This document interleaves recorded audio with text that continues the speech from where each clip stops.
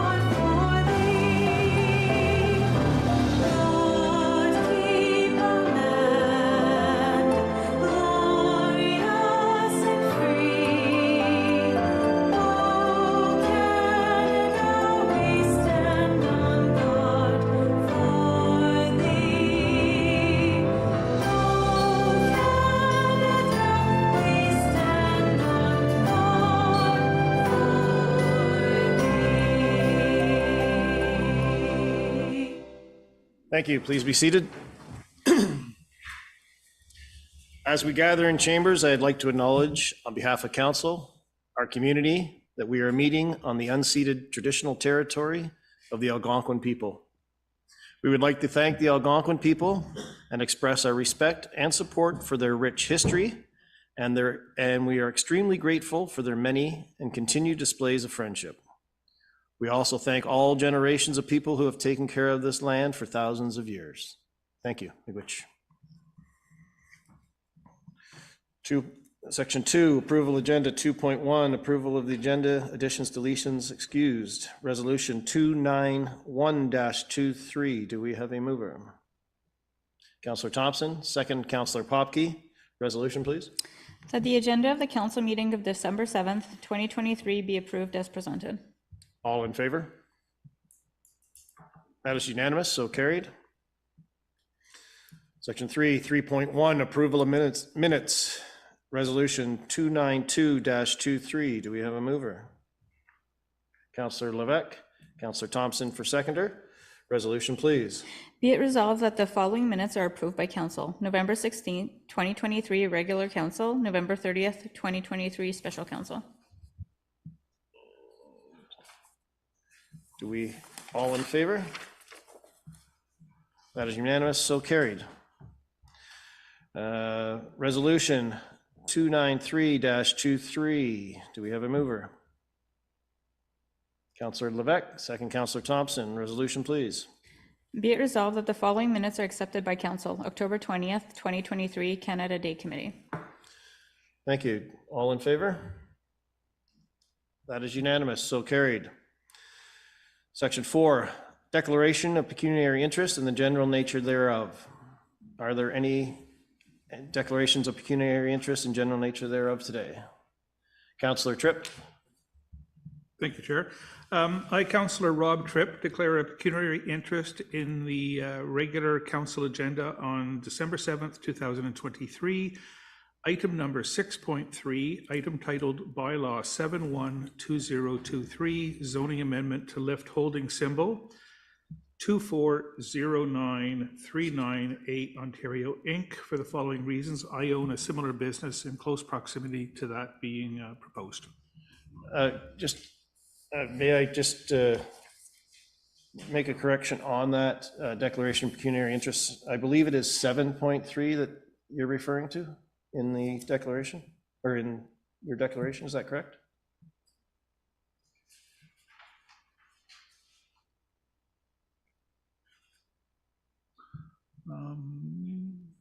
6.3.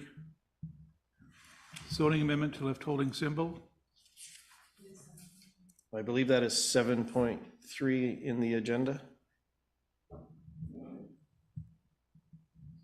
have it at There's an adjustment between the location of the agenda. So if we can just adjust that sheet to write item 7.3. Okay, At one point it was 6.3 and then it changed to 7.3. Item title is still the same though. okay, That shows how efficient you are. You did it before it was actually finalized, so thank you. perfect, thank you.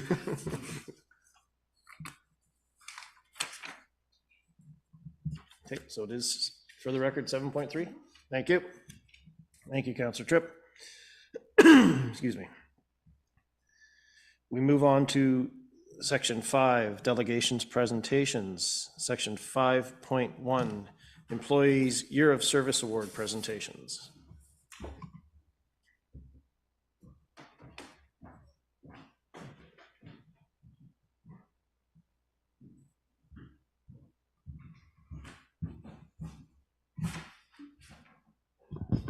I have to figure this out because I have to be on mic still. Do it here. Okay. Sean, you can let me know if you can hear this. I'd like to thank our staff who are present today. We have 6 awards today. We have 2 staff members who are not able to make it today. The dedication, the professionalism that all of our staff put forward is greatly appreciated by this council, by the community, and your co-workers. Your professionalism is beyond reproach, and I thank you for that.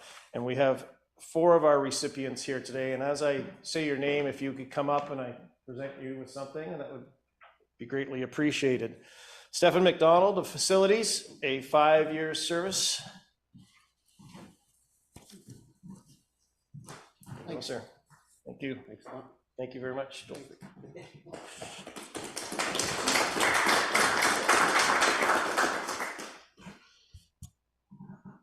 Ryan Foy, 5-year service, sir. Thank you so much. There you go. Thank you very much.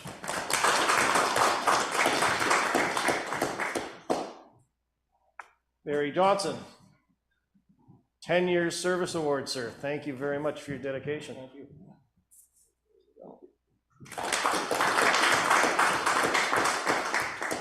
And last but certainly not least, Steve Inwood, 15 years of public works.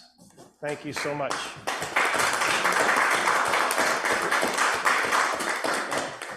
Did you want to, could I ask the, nope, sorry, and it's neglected to mention our 2 employees who were not able to be here with us today is Daryl Hewitt for 10 years of firefighting service, and Zachary Hewitt, 10 years of firefighting service. I thank you very much.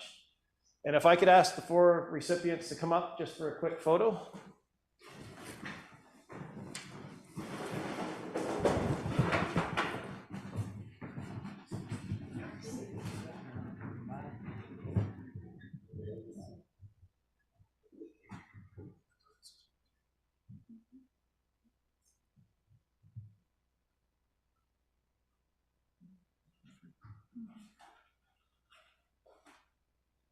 If the picture doesn't work out, you can go to YouTube and do a still shot. Thank you very much.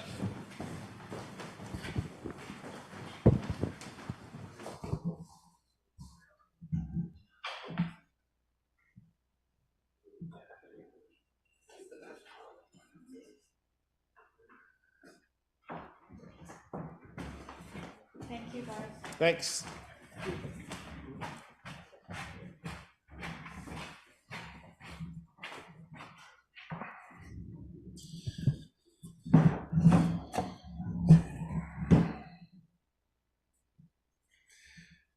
We will now move on to section 5.2, and we'd like to thank Bruce Howarth for being here today. He's the manager of planning with the County of Renfrew, and thank you for making the trip down here today, Bruce. Thank you very much, Mayor Weir and members of council. I'm here at the request of the township. You guys have a very busy upcoming few months planning wise. So last month we received 3 new subdivision applications for the township, and we're anticipating getting another new one probably before the year is out for the township. So you have a lot of busy planning files coming up, and that's on top of all the existing development that's occurring on in your township. So I understood that there's some questions with from council and some of your staff. They just asked for a update as to what the process is for the subdivision approval, and perhaps clarifying some any questions or the rules of who does what when reviewing a subdivision application. So subdivision applications, these are county approvals. So a subdivision application is submitted to the county of Renfrew. And then under the Planning Act, we have certain requirements and regulations that we have to follow.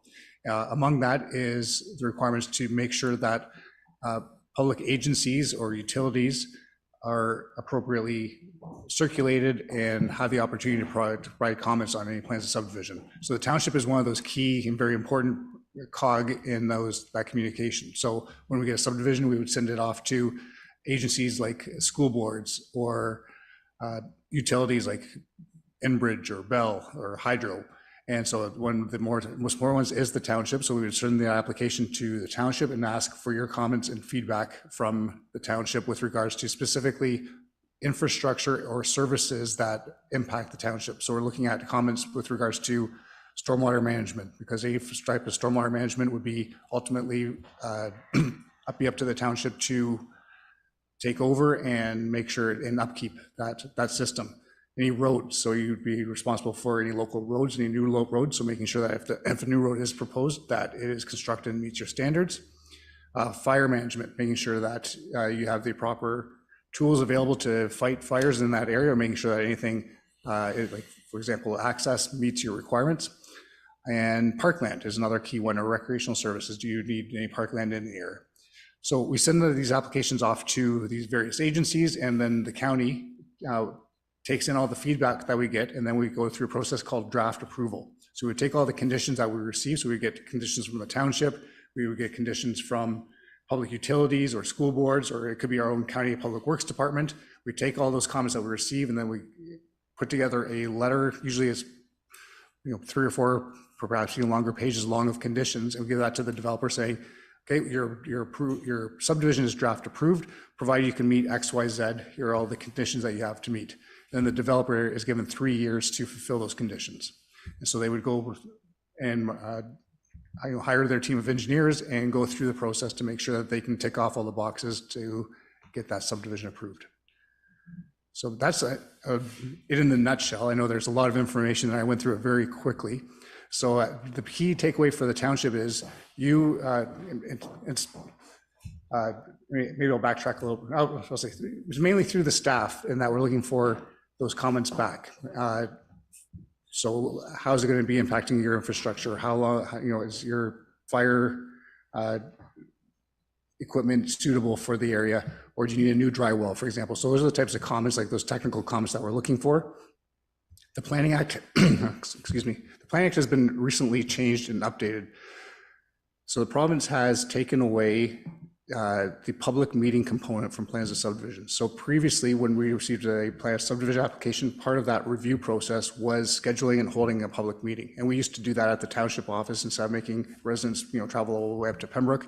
We would ask that public meeting be held at the local council office closer to where the development is being taken place. So the province made amendments to the Planning Act. They took out that public component. So there's no longer any public meetings for these plans of subdivision. And the province also has eliminated any appeal from the public.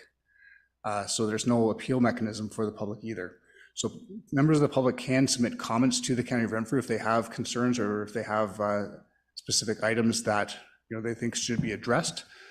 We do have our list of, under the Planning Act, the criteria that we have to review and make sure that any development meets. And so depending on what the comment is from the public, we will accept those and take them into consideration and make sure that, if they fall within one of those check boxes that we have to make sure we do, then, we'll obviously make sure that that concern is taken into consideration. But a lot of times, like the province has seen a lot of the comments received from the public, they categorize them as NIMBYism, or, people just not wanting any development in their backyard. And the province has said, we're trying to get past that. We're trying to, if those are the types of comments that we're receiving, we're not really even going to deal with them. We're just going to move past it and get to the real issues of what is the technical issues for the subdivision or why it should be approved or not approved. So with that, maybe I'll stop, and Mayor Weir, I'm welcome to take any questions that you or council may have. Thank you. Thank you, Bruce. Any questions from council? Councillor Thompson. Hi, thank you for that. I have a feeling that the council doesn't have, of this township, doesn't have enough planning authority. Like, where do we say which neighborhoods we want as mixed use? You know, it seems like that element is missing. It's the broad picture of Renfrew County, which we've adopted. So how do we make sure it's our plan for our municipality and not the same cookie cutter plan for every other municipality? Thank you. Through you, Mayor Weir. So previous councils had worked pretty hard, I'll say, to come up with a plan, the County of Renfrew official plan. And it was last updated, so every 5 years we are required to do a major update in consideration for the official plan. And this is what the policy document that really guides growth and development for our whole area. So when we did this project, the province is the ultimate approval authority for the official plan. So we prepare, like county staff prepares it, county council adopts the plan, and then it gets sent to the province and for their ultimate approval, and they're able to modify it or make changes to it as they see fit. When our plan went through that process, the province had modified it significantly, made a lot of changes to it. County council weren't necessarily in agreement with a lot of changes, and so the previous council worked very, put a lot of effort in working with the province to come up with the plan that we have now, mainly geared at reducing restrictions or potential hindrances that were perceived on development. And the whole idea of having the county plan was that the policies, mainly for our rural areas, they were largely very similar as to the PPS requirements that the province had. So instead of having 10 different rural plans that would be almost exactly the same, the idea was let's have one plan that works for all of Renfrew County and move forward with that. So if the township wants to have its own unique set of policies or site or area specific policies, there is a mechanism for that. For example, the Township of Whitewater has done this. A couple other towns, McNabb-Braeside also has some special policies. So they've done it by an amendment to the official plan. So you would have to hire a planning consultant to prepare an official plan amendment on behalf of your township, and then spell out what are the specific policies that you would want to have applied to your township in addition to the County of Renfrew policies. So there is a process for that, but it would be up to the township to say, or come up with that plan saying, here you go, here are the policies we want specifically for our areas. Thank you. Thank you. May I? Supplemental or new question? It's a little bit of both. So there is a way of drilling down to the neighborhood by neighborhood, planning how our trails connect to our walkways, to the waterways. That's the sort of thing I think is missing. And where we want natural corridors for animals, wildlife to go through. Do we do that as part of amendments to the plan? Or can we just do that without amending the plan and come up with our own vision of what we want the communities to look like? So through you, Chair. So I think some of the things that you're talking about aren't planning related or planning act related. So when we're turn to the official plan, we are looking at what are the policies that we want and we're applying to development applications. So when somebody submits a development application under the Planning Act, that's when we would open up the official plan and say, how does this development fit in with our overall plan? So something such as your overall trails and how you want to connect your trails, that would be something that you do like a trails or parks master plan, and that would be separate from the official plan. That's something different that the township wants to do and undertake. You don't need to have the official plan policy for that. So that's something the township can do. So under the Planning Act, the Planning Act has given different authorities to local council to make decisions on and certain authorities to the County of Renfrew to make decisions on. So plans of subdivision and consent applications are examples of county approvals. So those people who wanted to do a lot creation would come directly to the county and submit their application to the county of Renfrew. And we have our processes that we would review and approve those applications. Applications for zoning bylaw amendments, site plan applications, or minor variances. Those are examples of applications that a property owner or landowner would come directly to the township, submit an application to you guys, and then that would be up to this council to make the decision on that application.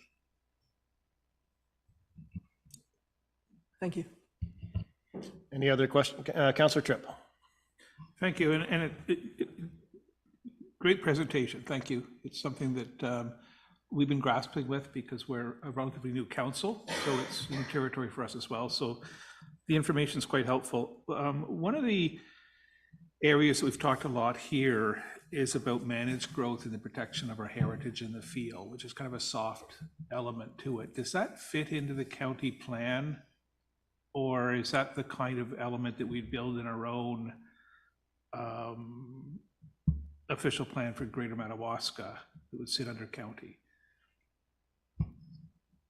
Sure, thank you for the question. So through you, Chair. So the official plan has many what I'll call enabling policies. And I apologize if I use some planning jargon, just stop me if I get too into the planning world and you start using terminology that you're not familiar with. So we call a lot of these things enabling policies or tools. So council has a lot of different tools under the Planning Act. It could be under the Environmental Protection Act. It could be under the Heritage Act. There's all these different acts out there that in the Municipal Act that authorize municipalities to use, we'll say, tools to do certain things. And so what the official plan does, it says it sets out the policies saying, if council wants to use these tools, here's how you do it. So heritage, for example, is a tool that council has available to you. It's so the official plan already has policies written in there saying Greater Madawaska or any of the other 10 municipalities that use our county official plan. If you want to use that Heritage Act tool or set up a heritage district, or you want to designate properties for heritage purposes or protect areas, here are, that's the tool that's available to you. Here are the policies to set it up, but then it would be up to the township to actually go through that process to write those bylaws and then ultimately enforce those bylaws. Thank you. Thank you. Any other further questions, comments, concerns? Councillor Thompson. Oh, Councillor Popke. Has there been an influx in development properties all throughout the county in the last, say, 4 years? Through you, Chair. So yes, especially in the last 2 years, the county's hit new records for the amount of development applications we've received and the number of lots being proposed, whether it's through the consent application or plan of subdivision application. So yes, we're seeing a sort of influx and a high of those applications. Thank you. Supplemental, Councillor Tripp. Thank you. And just back to the managed growth, it's more of a comment than a question, but we're seeing it here in terms of our geographic area on the rapid development over the last couple of years. But looking out 25 years from now, this is the time when we need to start thinking about how do we want to look going forward and what is our plan, so there's some kind of consistency in management and growth, that we're not having pockets developed without kind of a unified concept of who do we want to be and the infrastructure that goes in. Are those elements also included in that plan with the tools that would be available to us to set different types of designated areas for development and the look and the feel of the community? So through you, Chair, so absolutely, yes, that's what the official plan can do. I will say the way that the official plan is worded, it was the previous councils and county council, I don't want to say the word fight, but we're very insistent on providing as much flexibility as possible so that when growth was proposed, that we would have the ability to look at it and have it approved and get development approved. So there was a lack, also not a lack, a effort to have relaxed rules to allow growth to occur in this manner. So so instead of having it being very focused or say, for example, all dedicated towards one settlement area like a Calabogie area, the policies of the county plan are currently worded to allow development in our rural areas to happen. Thank you. Councillor Thompson, you had a question? That's related to what Rob was saying. That's a big concern. The provincial policy statement says we want to develop within the villages, density, so there's less expense to bring services to outlying areas. But this township does not have communal water and wastewater within their villages. So I'm finding the result is we're getting sprawl because, well, there isn't anything to hook up to, therefore we need 2-acre lots at least, spread far apart. They're not close to ambulance, but they're what is, you know, and we're still, the planners are still sort of saying, well, we don't have that infrastructure, therefore we can build rural and spread apart. And I'm a little concerned about that. I guess I should put it into a question. How do we avoid that? So yeah, thank you through you, Chair. So the policies as written encourage lot creation in our rural areas.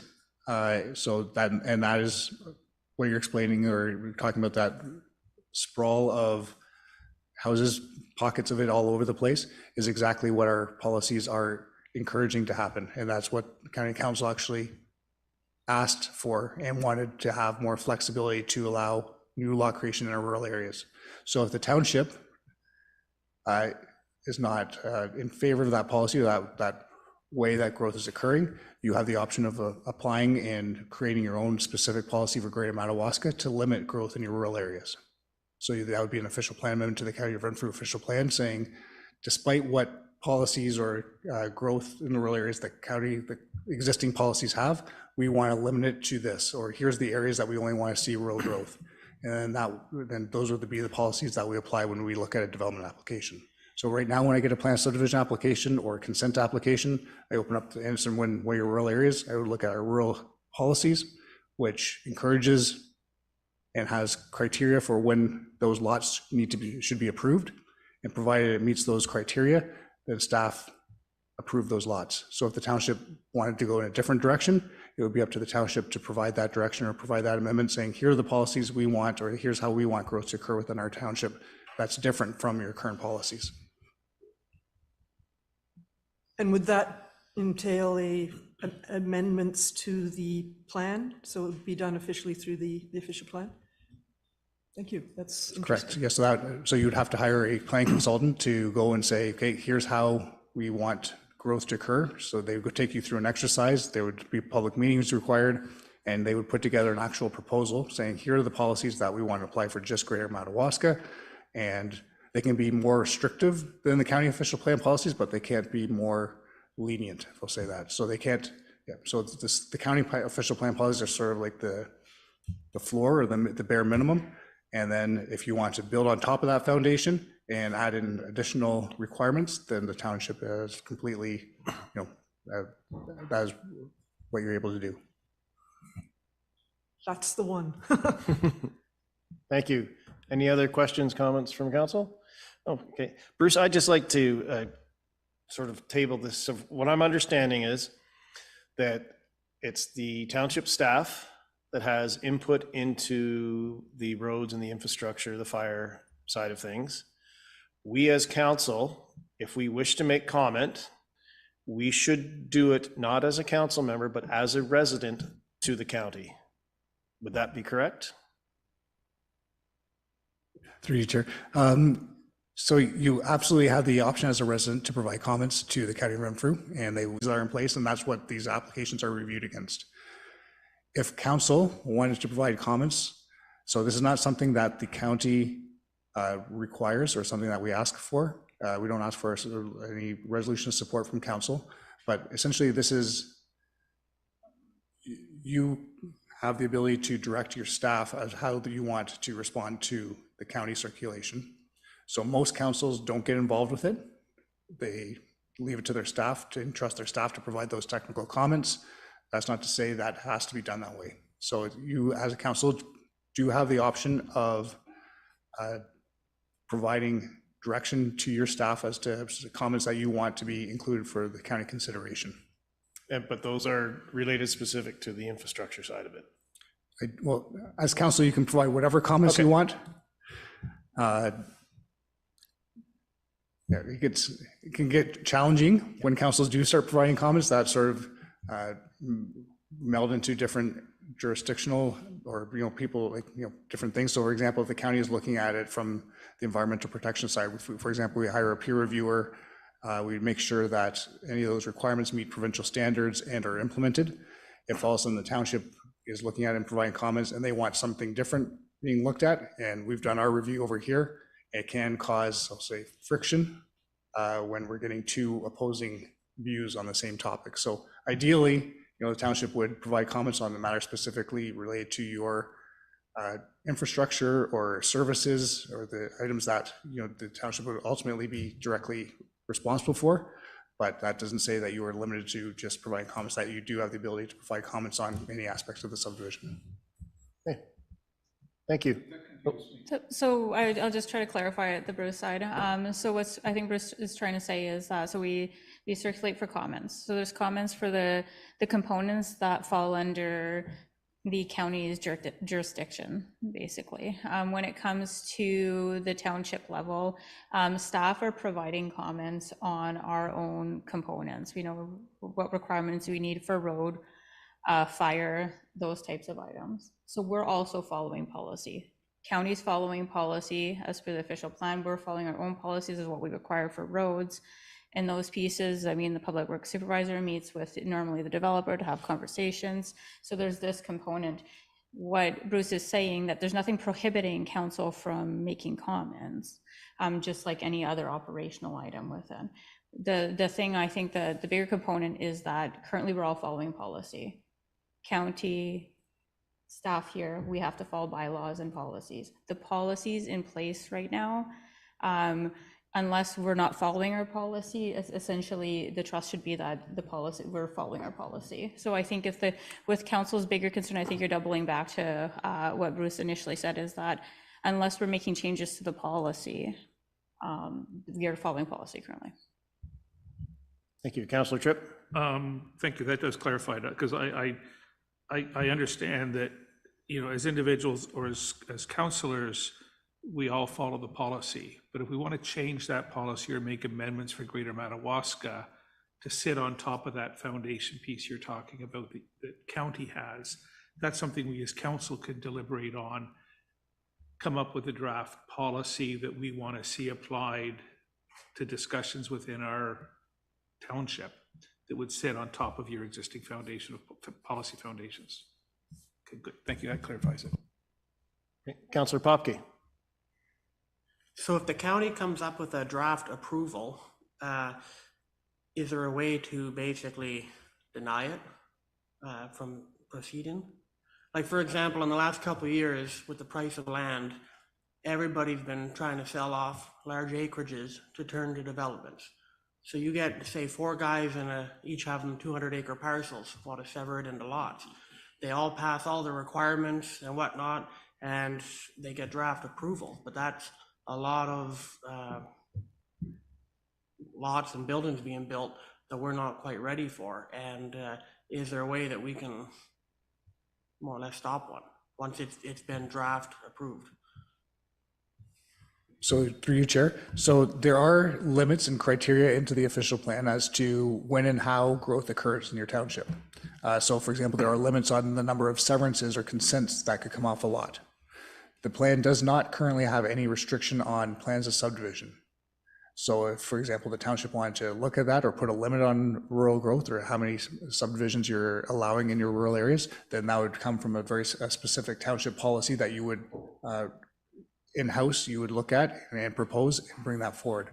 But it doesn't affect development applications already in the works. So there is a principle saying when a development application is submitted, whatever the policies are of that day, that's how it's reviewed against. So moving forward, if the township wanted to look at a rural growth policy for new applications, that's something that you can do. But at the time being, the policies are written to allow flexibility and encourages lot creation within the rural areas. Okay, Councillor Thompson. This is wonderful because it's really resolved an issue I've had. I had the feeling that, you check boxes. I mean, the provincial policy statement, the county plan, and if we're not providing you with the guidelines that we like, then the planners and our own planners, if we're not providing that guideline, then you come up with what has been the accepted guideline, and that puts us in a position which I now know we don't need to be in, of going against our own staff. Say, oh no, we wanted tighter development, within the cities or the villages. So the thing we need to do is come up with what we really want for our township, and then you work with that, and we come up with things that we can say, perfect, we like it. Correct? Yeah, yes, that is correct. But the only thing I would add is that the county official plan, this is policy that was approved by, this is not like a staff or like not something that we came up with. This was a policy that's adopted by county council, and I'll say even beyond again, I don't like the word fight, but championed by county council to get the policies that we have. So it's not like these are just arbitrary policies that staff are just sitting back and just coming up with. These are thought out policies that county council are historically been in support of. So again, yes, but you are absolutely right. If Greater Madawaska, you wanted to add on to that foundation, and then when at the county level, when we receive a application, whether it's a consent application or a plan subdivision application, and you have built on top of that foundation or have specific policies that you want applied in Greater Madawaska, we add that to our review and would look at the development applications from that perspective.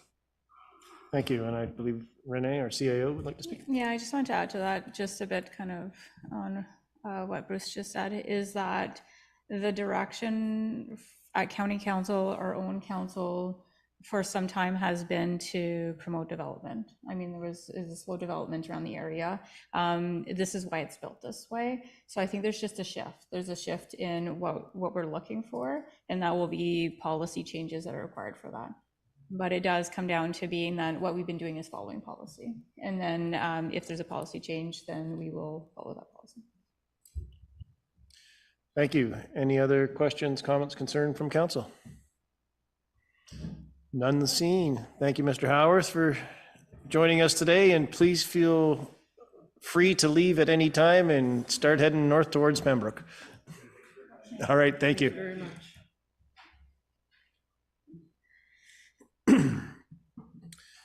We'll now move on to section 5.3, Greater Madawaska Senior Housing Corporation. Stephen Green and Juliette Legal.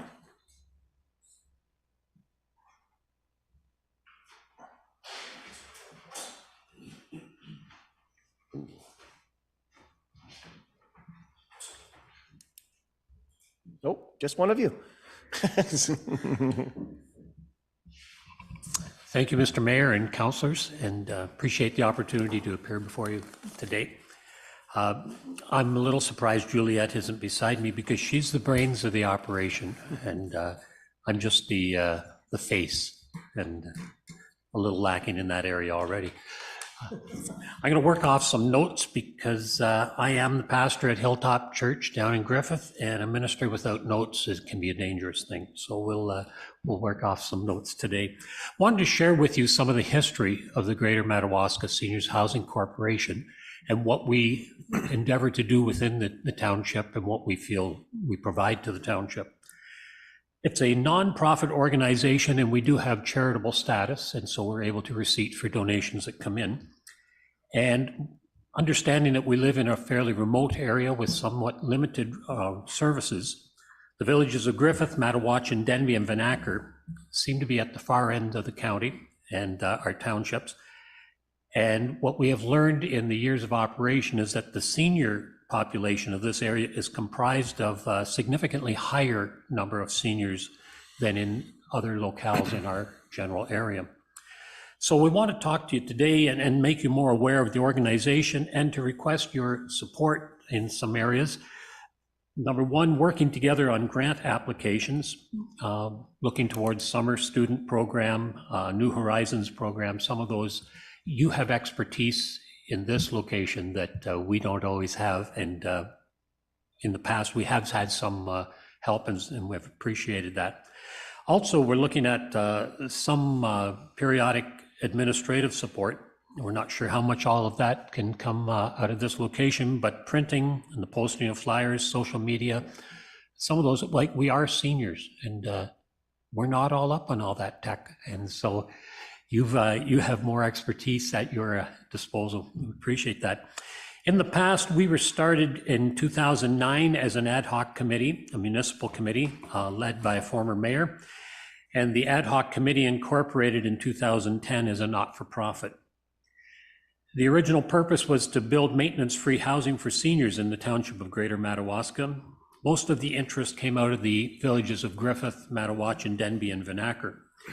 In spite of strong township and community support, the federal and county government saw us as a lower priority as they were looking at larger and more densely populated areas. And so we moved way down the list. In fact, I'm not sure we were still on the list when we were looking for some of the grants and the help in that area.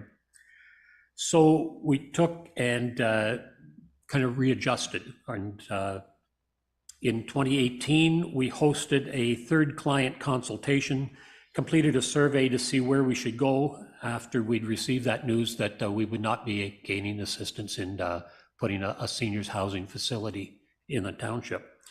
The results clearly showed seniors' needs were as followed. Help with transportation for appointments. 88% of our respondents said they needed some assistance in that. Help with home maintenance. 62% of our respondents were looking for help. Home care, 97% of our respondents. And although this area is already covered by some other agencies within the township and the county, it still remains a challenge for us just because of geographic location. Sometimes there are programs and institutions, places in operation, but they can't get staff to come this far. And so we've seen that challenge.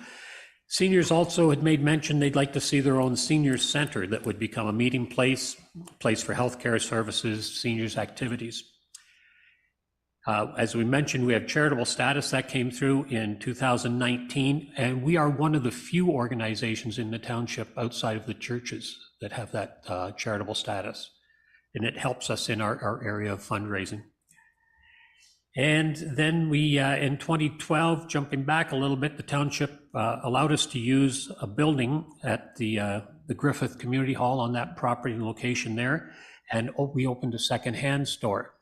That accounted for a major part of our fundraising and also a meeting place for seniors in the community. They work together, volunteers there. But through just some of the way things proceeded in the township and such, that building came down in 2021 and we moved on beyond that. Presently, we subsidize 3 programs for seniors in the Griffith, Madawaska, Denby, and Vanacker area. Medical foot care, we have professional people that come in and we conduct that at the Griffith Community Hall.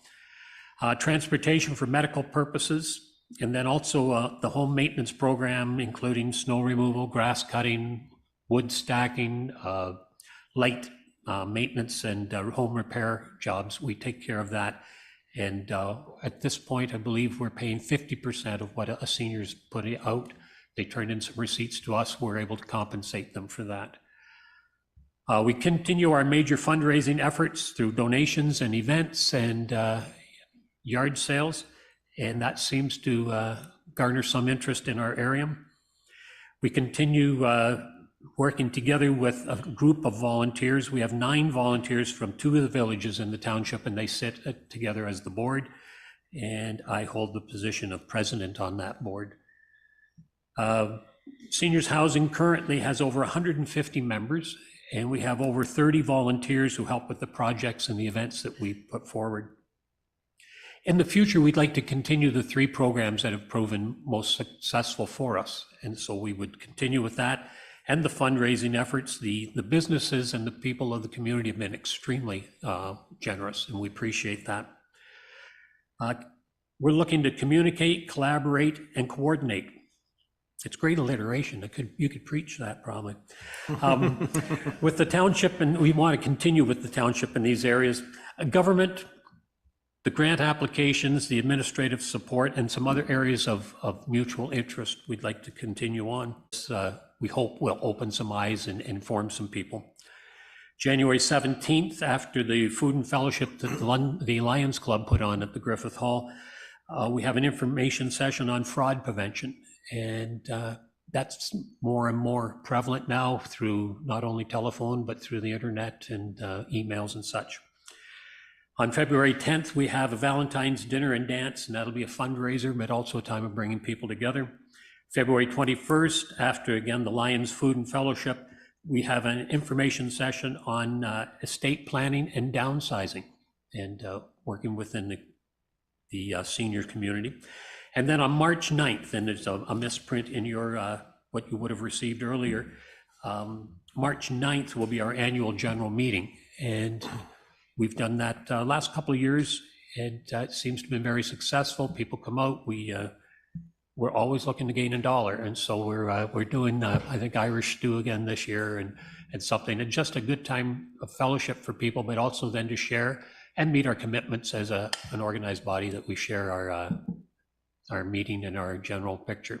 So we appreciate, as I said, the time and that you've set aside for us, and I would be open to questions.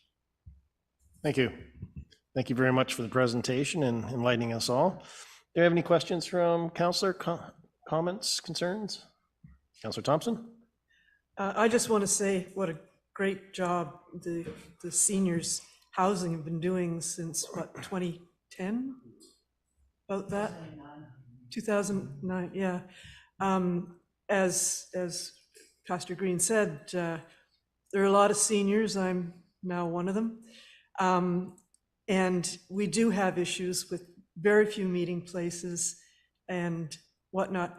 You know, your ask doesn't seem very large. I have to, check if we have the staff capacity to help in that way. But that'll be, a decision for them. I'm wondering if there are any committees like recreation and inclusivity, or the inclusivity committees that might also be ways of, getting your events coordinated with other events and doing things. So I'm just throwing that out there. Just a thought. Anyhow, you're doing great work. Thank you. Thank you. Councillor Tripp. Thank you. Great presentation. Just out of curiosity, what's the range in budget for a year for the, and just a range, like. I'm going to fall back to Juliet. That's right. It's between two, maybe I should say. Yeah, if you could use on the mic, because we do have people on YouTube and it is being recorded, so. It ranges between 20 and 25,000 a year. And we have raised in the past, the New to You shop was bringing in 10 grand a year, an average of 10 grand a year. And so we've had to little bit of a struggle to make the same amount, but we're getting more and more donations. We've put some emphasis on that, and this year has been a good year. And also grants. But one of the reasons we're asking for grants is because we all had secretaries. The people on the board had secretaries, or they never touched a computer. And the grant application process is absolutely a nightmare. Well, it is for me anyway. And so the question is, can we work together on that in applying for grants?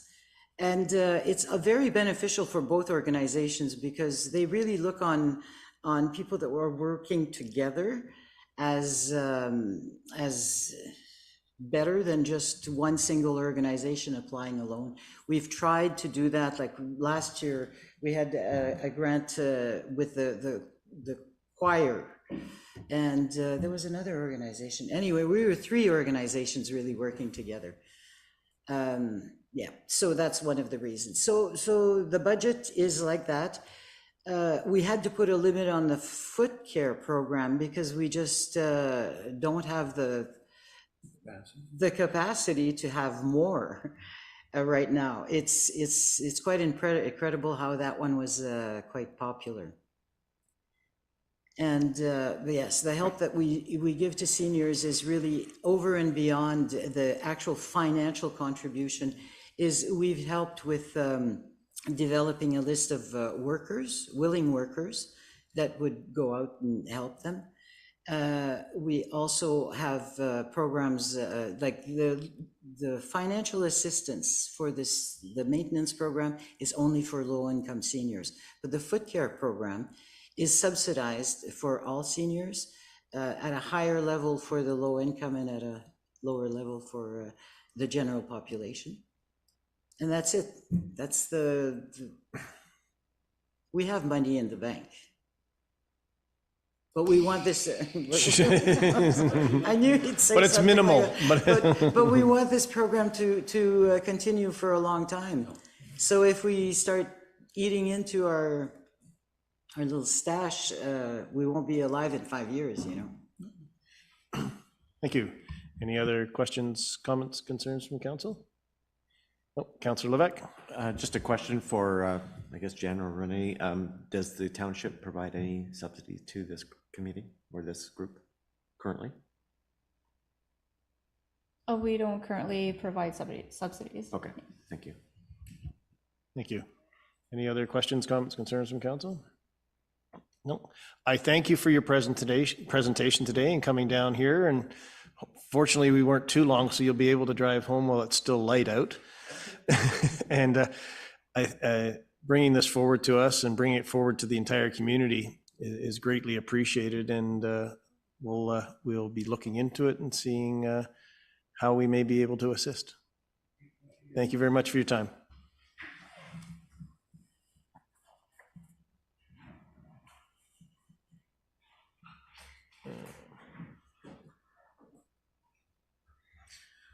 We'll move now on to section 6.1, Committee of Adjustments.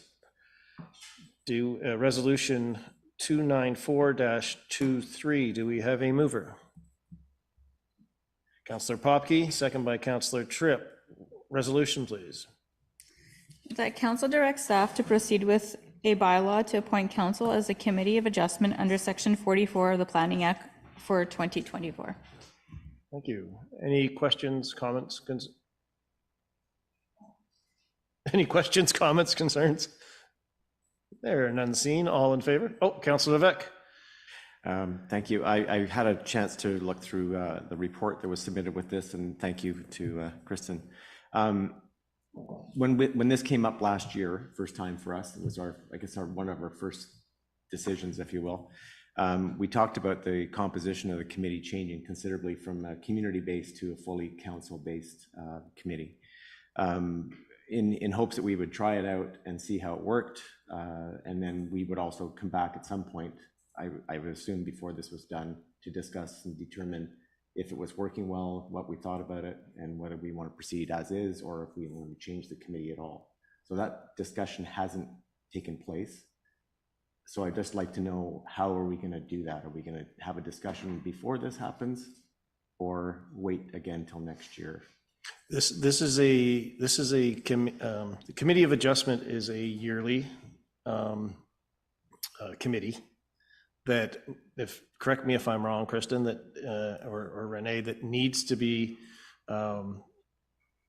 voted on yearly and to move forward. So I'll look to Renee for comment. The intent of today is actually to have that conversation. The intent of today is to be able to say, do you want us to proceed and bring this forward in January, because it's expiring and we have to renew and appoint every year if it's council as the committee.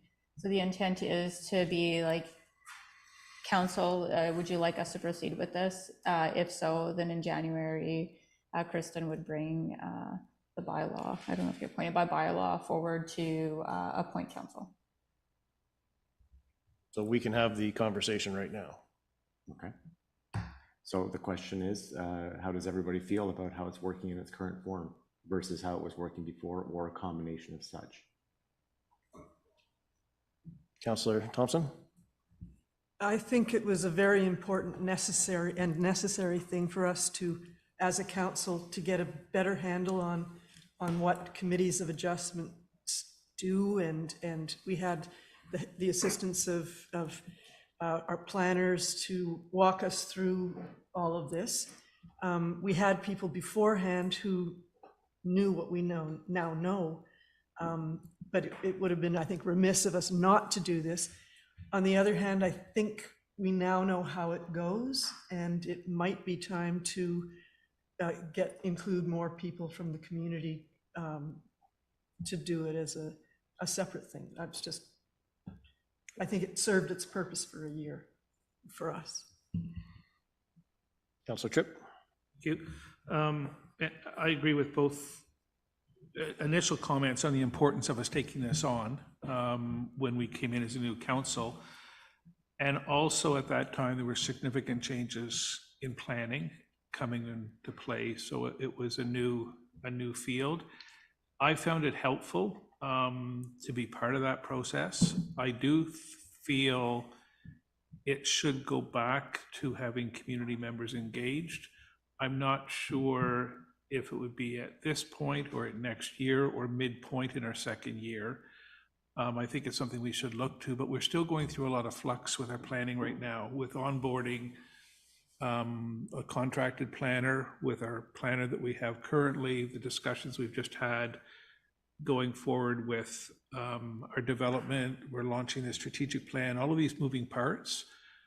I would like to suggest we stay status quo for a few more months, but not wait until the following year, that either in the summer or the fall, once the plan is in place and we've had a chance to do some thinking about our own planning needs,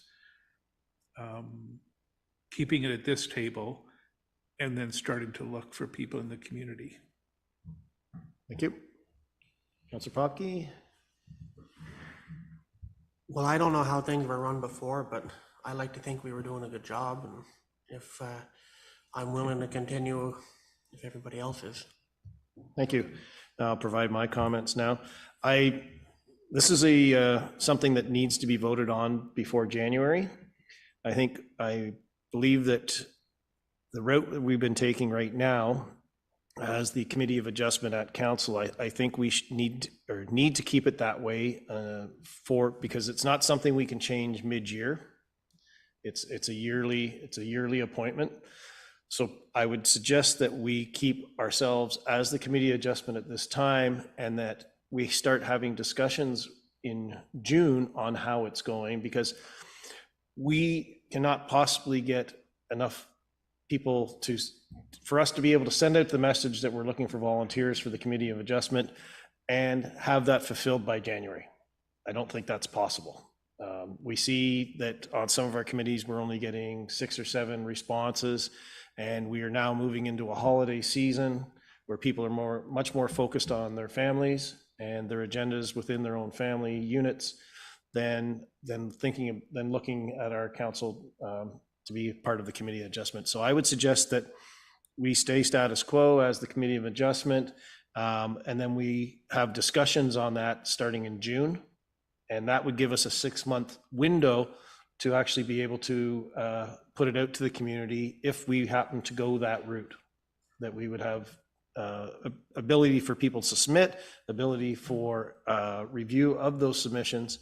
I think it would be not appropriate for us to put it out there at this time and expect to have respondents within a month. Councillor Tripp? Sitting at the county table, do you have an idea of what our other townships within the county are doing? Through the county there, the majority of them have made their council.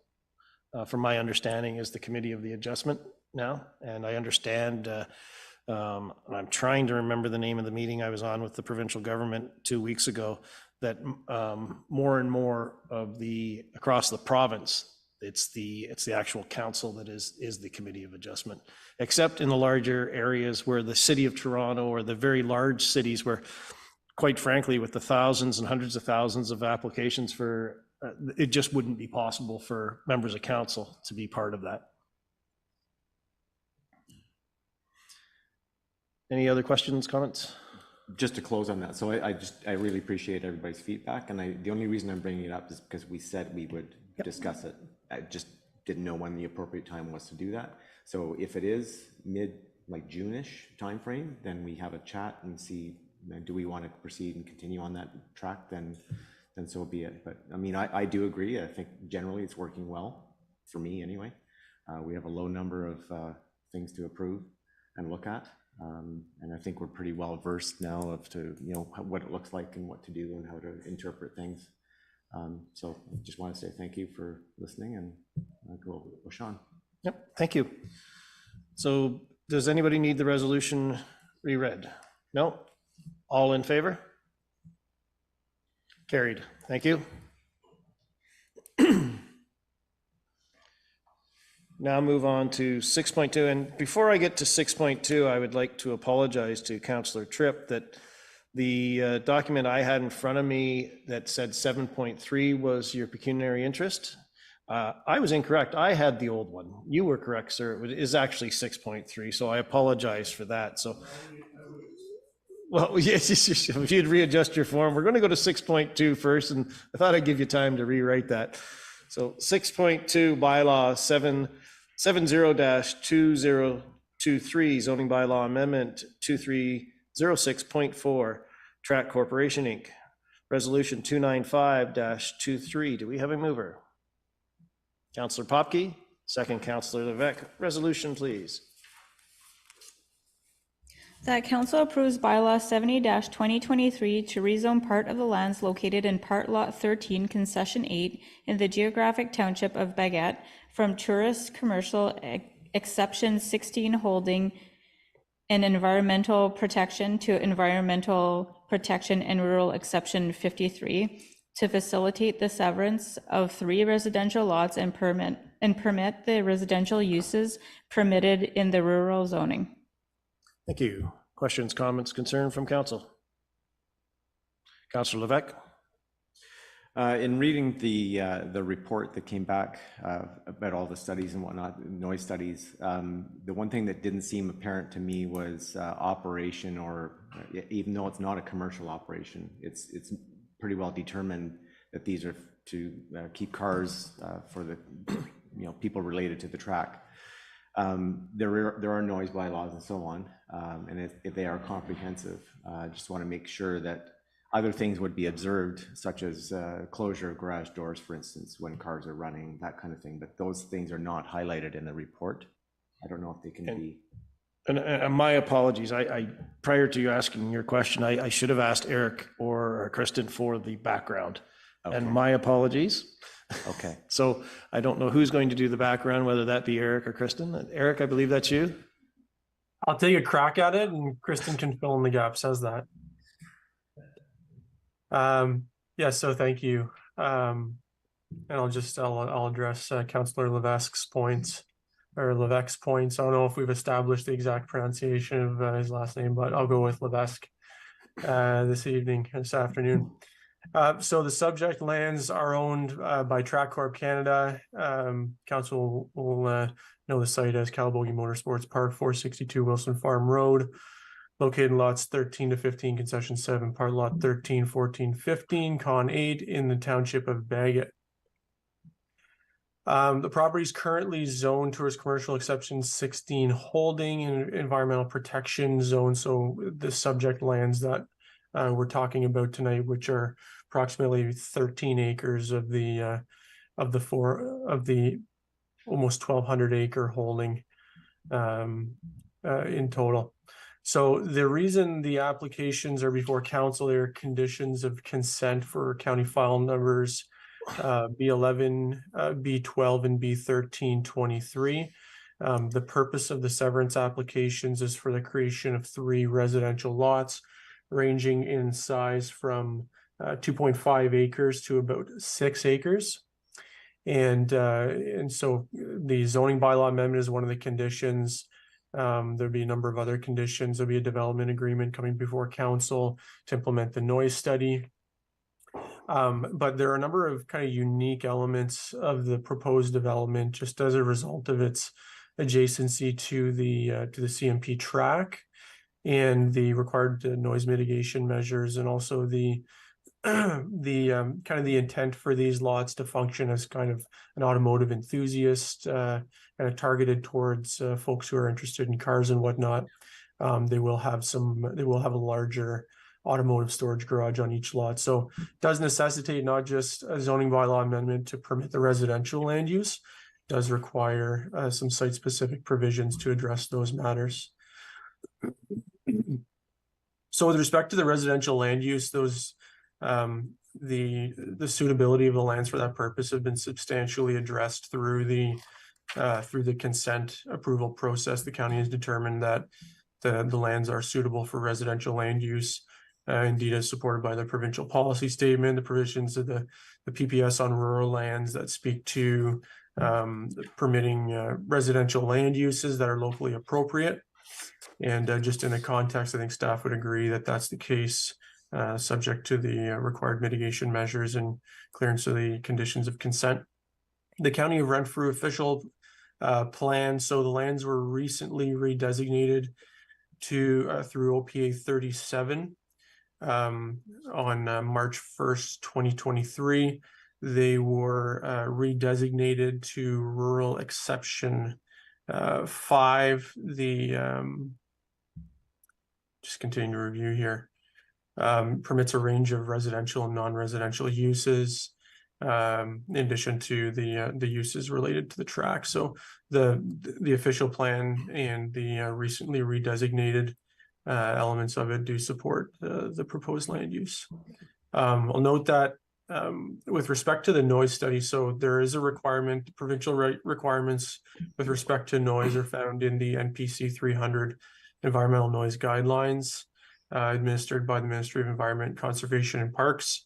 The applicant has had prepared a supporting noise study that identifies the mitigation measures that are required to meet the noise attenuation limits that are established by the NPC 300 guideline. One of the control measures include using an accessory structure like an automotive storage garage, almost to function as a sound barrier or a berm or a noise wall.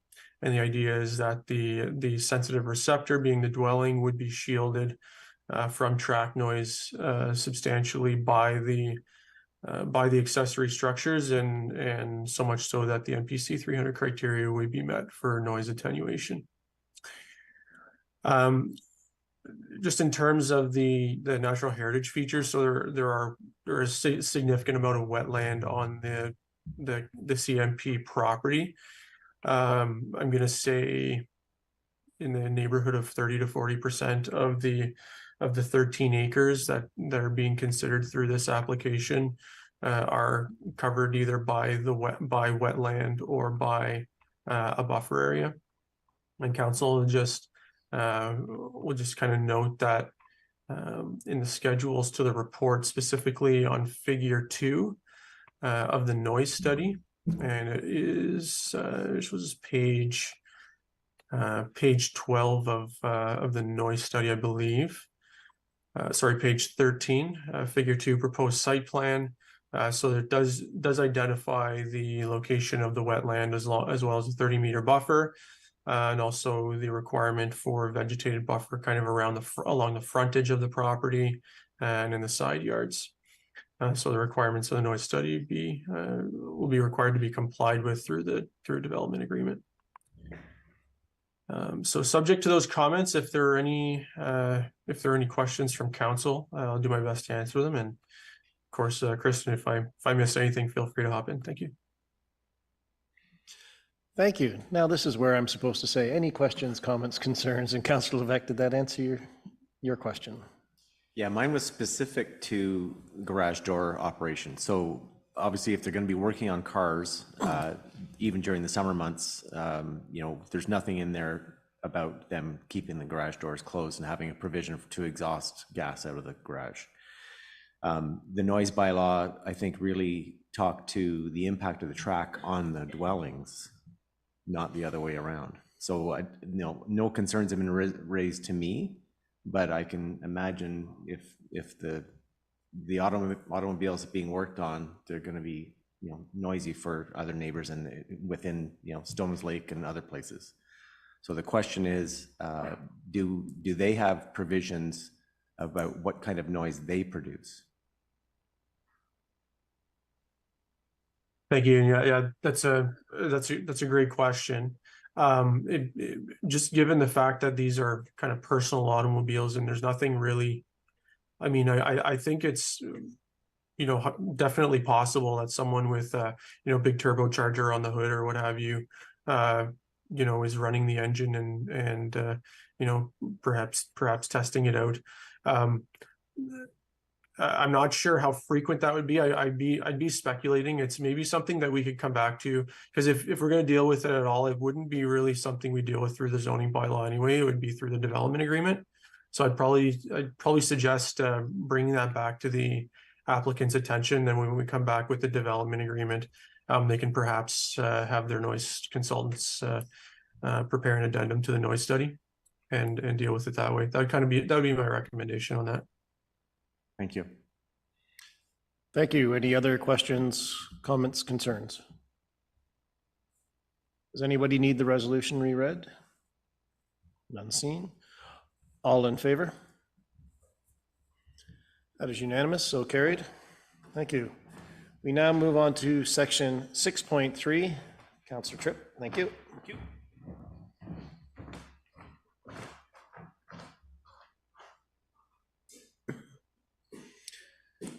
Section 6.3, bylaw 712023, zoning amendment to lift holdings symbol 2409398 Ontario Inc. Resolution 296-23. Do we have a mover?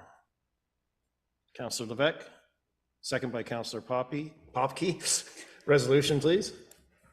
That council approved bylaw 71-2023 being a bylaw to amend zoning bylaw number 22-2003 as amended to lift the holding symbol applied to the lands located in Part Lot 18, Concession 11, being Part 2 on Reference Plan 48R-8198 in the geographic township of Baguette. Thank you. Background, please. Thank you. It'd be my pleasure, Mayor Weir. So these lands, it's kind of in the vicinity of the Calabogie Resort, on the other side of the street, and it's a vacant piece of land on Calabogie Road. If there's any kind of questions about kind of more specific location, I'd be happy to identify them. It is somewhat identified in the report. So. The proposal, or rather the bylaw before council this evening is for the purposes of removing a holding symbol from the property. So this isn't establishing a land use or changing a land use. The use is already permitted. The lands are currently zoned highway commercial with a holding provision. And what a holding symbol is whenever lands are zoned for anything or rezoned, so you have someone come forward and they want to rezone a property from residential to commercial or vice versa. If there are matters that are outstanding that need to be addressed, they're often technical or environmental considerations, whether there's a suitability of site services or there are environmental concerns, the need for traffic impact study, the need for site plan approval. And you kind of see a few criteria listed within the report in the existing zoning.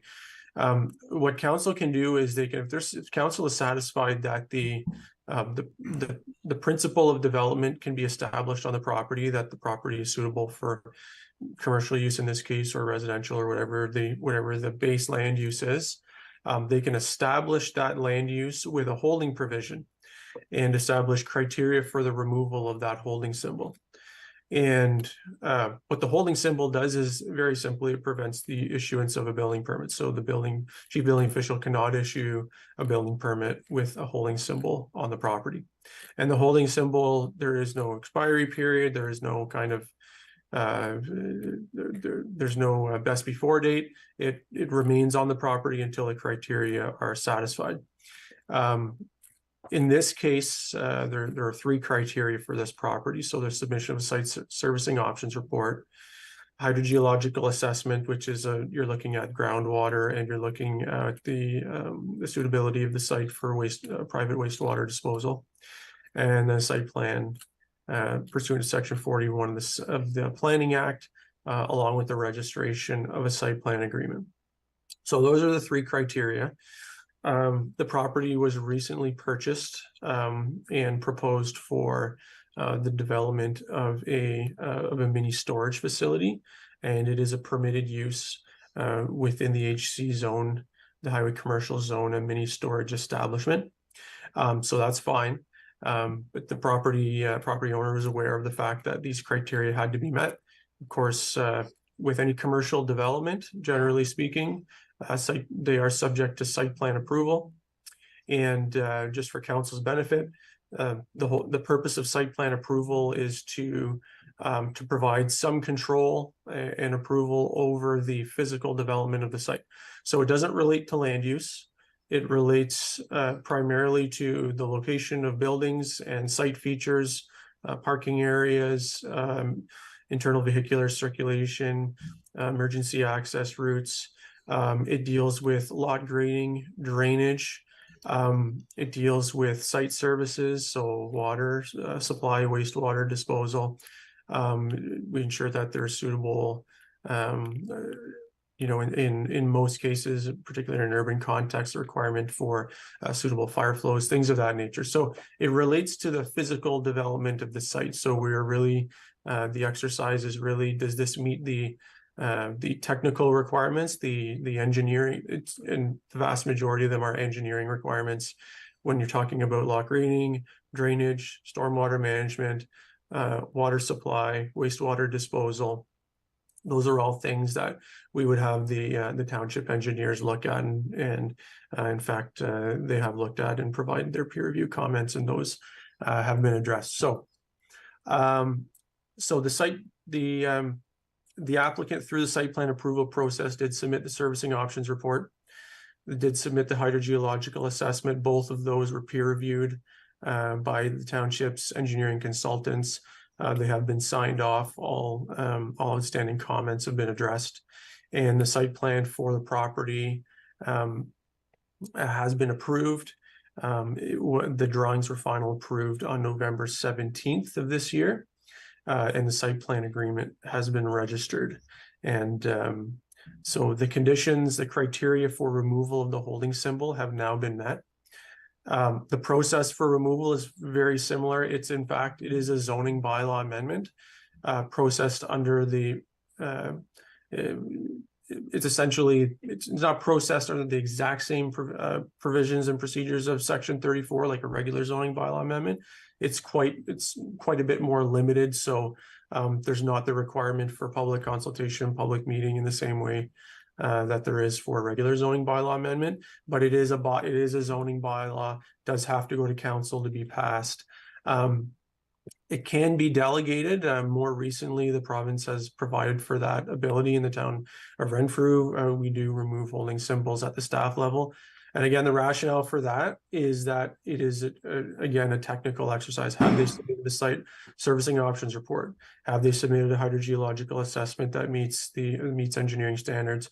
And do they have an approved site plan with a registered agreement? So given that those criteria have now been satisfied, this is now before council for consideration. We are recommending that it be approved.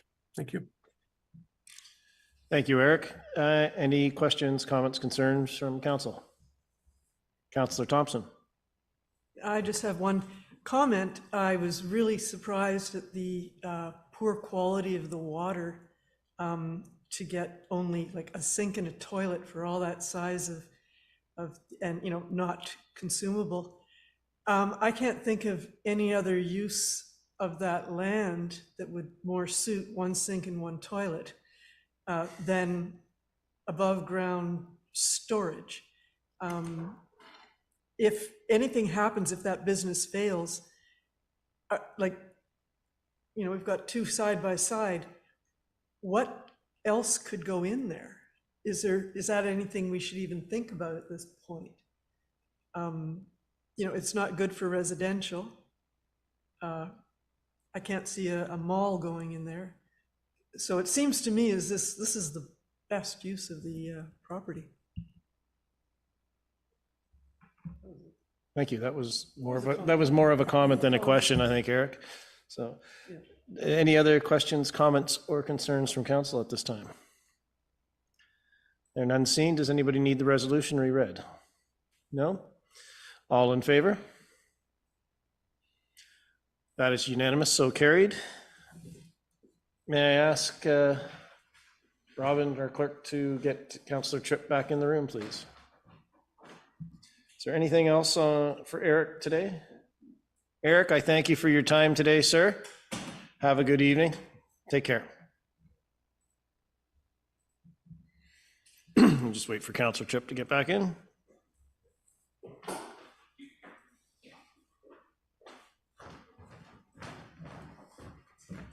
Thank you. We'll now move on to Section 7, Protection Services Department, 7.1, Master Fire Plan 2023. We have, for Emergency Management Group, we have Guy Degagne, my apologies, Guy Degagne, and Lyle Kwan here to speak to that. Thank you. And this is Resolution 297-23.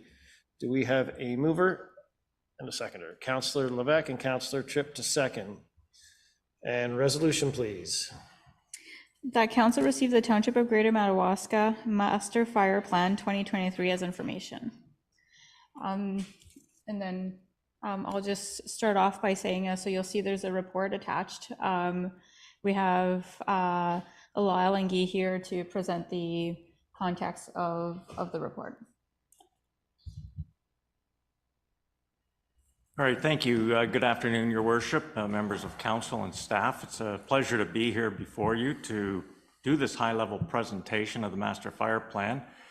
On behalf of BMG, Guy Degagne and myself, this was a team effort, and we do want to thank all of those that helped us with this review, the firefighters and staff that answered all the questions that we needed to put together our recommendations in this report.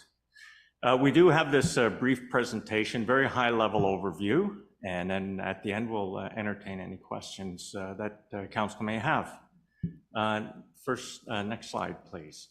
So the fire protection model itself is based on the Office of the Fire Marshal's 3 basic lines of defense, and there's a 4th part that we've added in, and I'll just go over that very quickly. So the Office of the Fire Marshal points out that each community should have public fire safety education, the ability to do code enforcement through inspections, and of course, the emergency response capabilities, which, as we all know, are the big red trucks that go down the road. We also see emergency management as a key point of any community. So for us, it's like you start off educating the public and you ensure that the public is protected in all ways, whether it's a fire or emergency itself. Next slide, please. So in order to accomplish our review, we looked at many standards that ranged from the Office of the Fire Marshal guidelines to the National Fire Protection Association standards, such as 1201, 1720. There's many of them. We note 1201 and 1720 because 1201 is a standard that identifies how to develop a fire service in a community. So that's kind of our guideline. And 1720 really focuses on volunteer fire services and criteria of response and capabilities that they may or may not need in their community. Fire underwriters survey, as I'm sure council knows, the fire underwriters comes in and looks at the community from an engineering point of view about their water supply systems, tanker shuttle operations, all of these kind of things. And they also work with the insurance companies to set a level of protection rating in which that the insurance companies will say, okay, this is how we see the insurance rates for your community. So the better the level, the better the insurance rates. Of course, Occupational Health and Safety Act, municipal standards and regulations, so council bylaws, very key thing. There's an establishing and regulating bylaw that's approved by council that says the fire department shall do certain things. So we look at that to see if the fire department is doing those things, along with other policies. And of course, we look at response data, call volumes, and even locations, because this also identifies what type of calls are occurring in the community, where the stations are located, and are they actually in a good location? Next slide, please. So this is a good indicator. So the map that you see is the 2 fire stations and their response areas based on the National Fire Protection Association standard. And the standard basically says that it recommends that for a volunteer fire service, you should be able to respond and have people on scene within 14 minutes. Now, the actual areas that are colorized there are 10-minute drive times. And we use 10 minutes because it takes at least 4 minutes for the volunteers to get to the fire station and get the truck out of the station. So in 10 minutes, this is the kind of coverage that the 2 fire stations can provide to the community at this time. So that is something we look at. Also, if you notice, there's quite a few blue dots there. And we take the call locations and we put them on this, and we call it a call cluster map. And that identifies where the bulk of the calls are. And as you can see, they do hover around where the fire stations presently are located. So that tells us in general that that's a pretty good location for the stations. We have done reports where the station could be in the northern part of the community, but the bulk of the calls are in the southern part of the community. So that means maybe you want to look at relocating the station. The other thing we look at is the growth of the community. So where is the main growth going to occur? And are the stations still located in a good area, or do you need to consider a new location in the future? So next slide, please. So having considered some of the stuff that we talked about, we did supply a bunch of recommendations, and we will go into these, the main recommendations that really I think council would like to hear more about. Those are the, shall we say, the big ticket items, like possible large purchases, things like that. But the recommendations in the report hover around these bulleted points, such as governance and bylaws, fire prevention, training, fire stations, etc. Some of the recommendations are operational in nature. Operational being that the fire chief and their staff, their volunteers, can pretty much take care of them themselves with little to no cost. And that could be the updating of some operating guidelines to look at training or something like this. Strategic recommendations, which is the bulk of the rest of this presentation, are things that maybe need to be updated, changed in the fire stations, equipment, or possibly a new fire station or relocation of a station. So next slide, please. But again, just to give you a very high level, when we talk about some of the operational recommendations, so we did make 46 recommendations in total. That's not meant to be an alarming thing like, oh my gosh, 46 recommendations. Again, some of them are very small recommendations, and they revolve around such things as greater utilization of the volunteer firefighters for public education, looking at staff personal development, recruitment, and retention. And this is something that both Guy, myself, and the rest of the team have identified in a lot of our reviews, is that all volunteer fire services are challenged with recruitment and retention. This is all across Canada. And there's also a new regulation that's come down from the Office of the Fire Marshal about training. And it's mandated now that the firefighters have to be trained to a certain level. And that's also based on the establishing and regulating bylaw, what you say that the fire service should or should not do. And then the fire chief has to say, okay, this is the kind of training we need to do. Based on that, a lot of fire departments are finding it's going to be harder to hang on to volunteers because this means more time put into training. And a lot of volunteers, as I'm sure you know, have full-time jobs, commitments, family, and things like this. So this is something that we've recommended as something that the fire chief should be continuing to look at. Looking at leadership, career development, knowledge and skills maintenance, that's the training part. Review of response data that we did, and then we recommended to the fire chief to continue to review this. Fire station general assessments. So Mr. DeGagné and myself, in the initial site visit, we went through the stations and looked at the condition of the stations, but it was not an engineering review. It was just a general overview from a fire department perspective. Also looking at, again, bylaws and development and utilization of training opportunities, again, more operational in nature. So next slide, please. So the stations, these are the 2 fire stations that exist within the greater Madawaska area. Next slide, please. So when we went through the stations, we looked at certain things. So the bunker gear, the firefighter's gear. The stations do not have what's called diesel exhaust systems.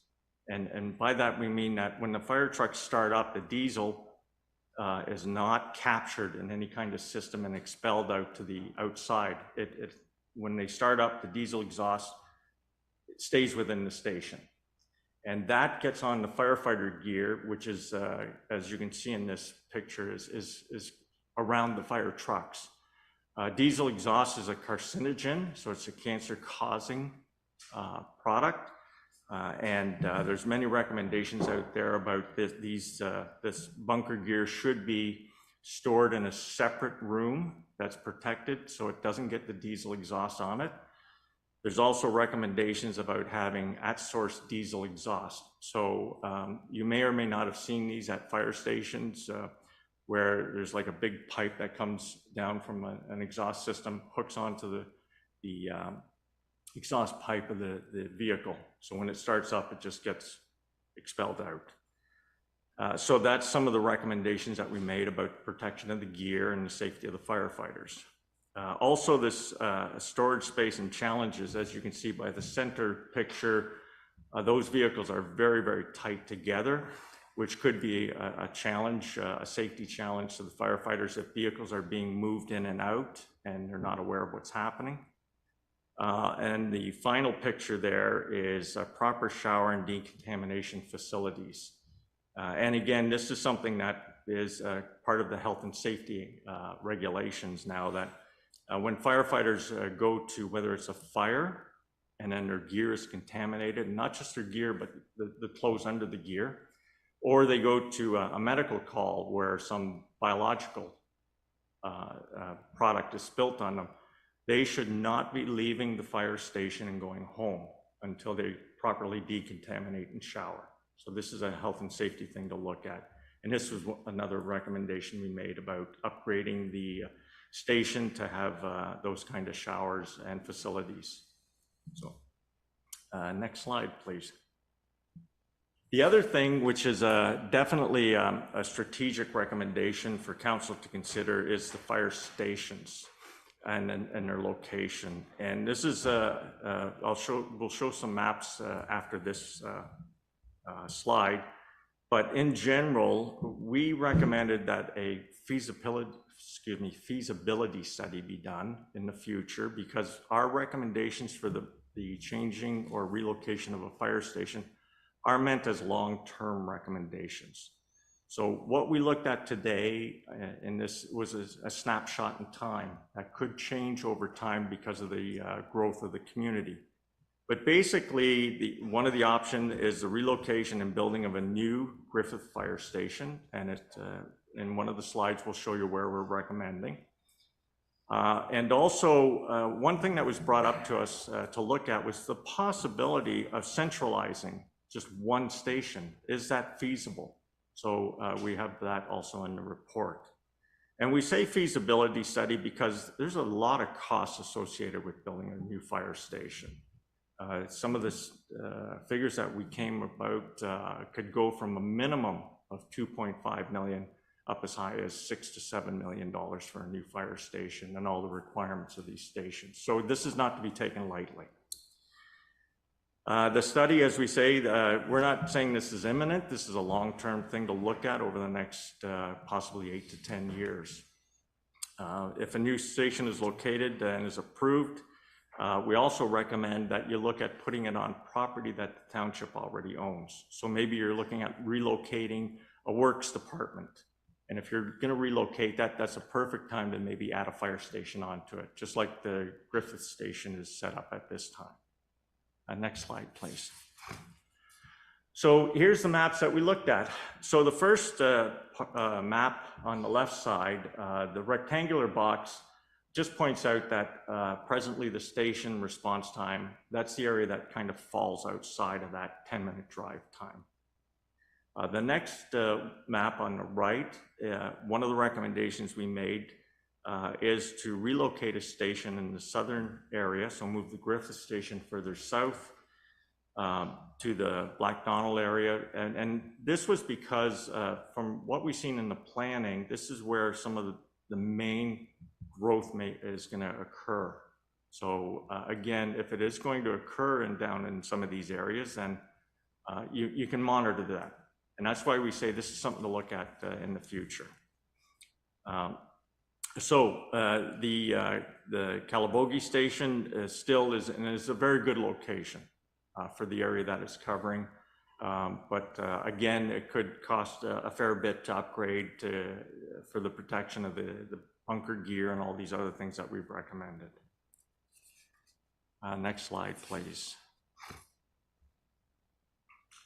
So again, we were asked to look at the possibility of one central station. And so the map on the right really is that outline. And this was not really a recommendation that we came forward with, but it was something that we were asked to look at. And as you can see, however we would move that new station or try and relocate it, the community, the township is too large for one station to cover the area properly within the recommended timelines. So we still see the two-station coverage as the proper way to go at this time. Where that other station, like the Griffith Station, may be relocated is something to look at in the future based on the growth of the community.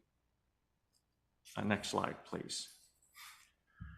So again, this was meant as a high-level overview, not to go too deep into some of the operational recommendations, just looking at some of the key areas that could be a large cost to the municipality because of upgrades to the stations.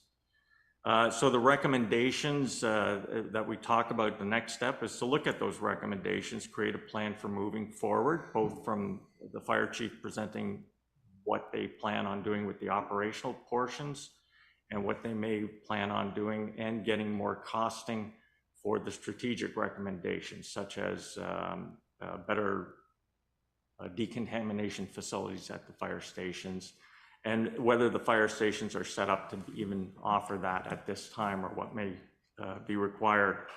The suggested timelines within our recommendations are just that, they're suggested timelines. So if we put in the recommendation should be addressed in the short term, that may not be feasible at this time. So this is it, but it gives the fire chief and council an idea of what may be happening over the next 1 to 10 years within this plan. The feasibility study, we already talked about that. We really think this is something that as the community grows, you look at and you say, okay, we really need to get a third party in to take another look at this. Do we need to move that station? We also recommend that the fire chief document an implementation time and look at the results of what they've done. So are they monitoring the response times? Are the response times increasing, decreasing? What's happening? And then looking at improvements with the retention and training of the firefighters, and also the fire prevention and public education programs. Next slide. So that kind of concludes this high-level overview. Again, as I started to allude to in the beginning of the presentation, we really appreciate the firefighters, the fire chief, and all the staff that work with us on this. There was no doubt with all the firefighters that we talked to that they are professional, they're dedicated to the community. They want to ensure that the safety of the community is there in the short and long term. The presentation, again, is just that high-level overview, and the recommendations, they can be addressed as both the fire chief and council feel they should be addressed. And as we've said, they are just our recommendations. We're not saying they're mandated. And having said that, thank you very much. Even though I did the basic presentation here, I must say that Mr. DeGagne was the one who did the heavy lifting of the project in that. So we would open the floor to any questions. Thank you for your presentation. It was well received, and the documentation that we have, the 459-page document was very good reading. Thank you for putting lots of pictures in it for me. And thanks for taking the time out and being here with us today. And I open any questions, comments, or concerns up to council. Anybody with any questions? Councillor Thompson? It was wonderful to have this done. You know, this township has grown like Topsy. We just growed. And as you pointed out, like, we've got a garage here, let's stick a fire engine in it. Those days are no longer going to serve us. So this is a really vital time. I'm glad this was initiated years ago and wasn't just starting now, because we needed it years ago. But it's really good, and thank you. It's nice. Thank you. Anyone, any other questions, comments, concerns? Okay. Thank you. And I noticed under your call locations and volumes, you had the maps with the current locations of the fire hall, and then there was a possible recommendation of moving the fire hall to 3568 Madawaska Road. What I noticed on the map is the relocation really didn't cover that middle section then. It just brought it down. Mm-hmm. And in your statement, it said that you received information that the planning, that this is a main growth area in that area. I'm just wondering where we got that information from, that that's going to be a large growth area.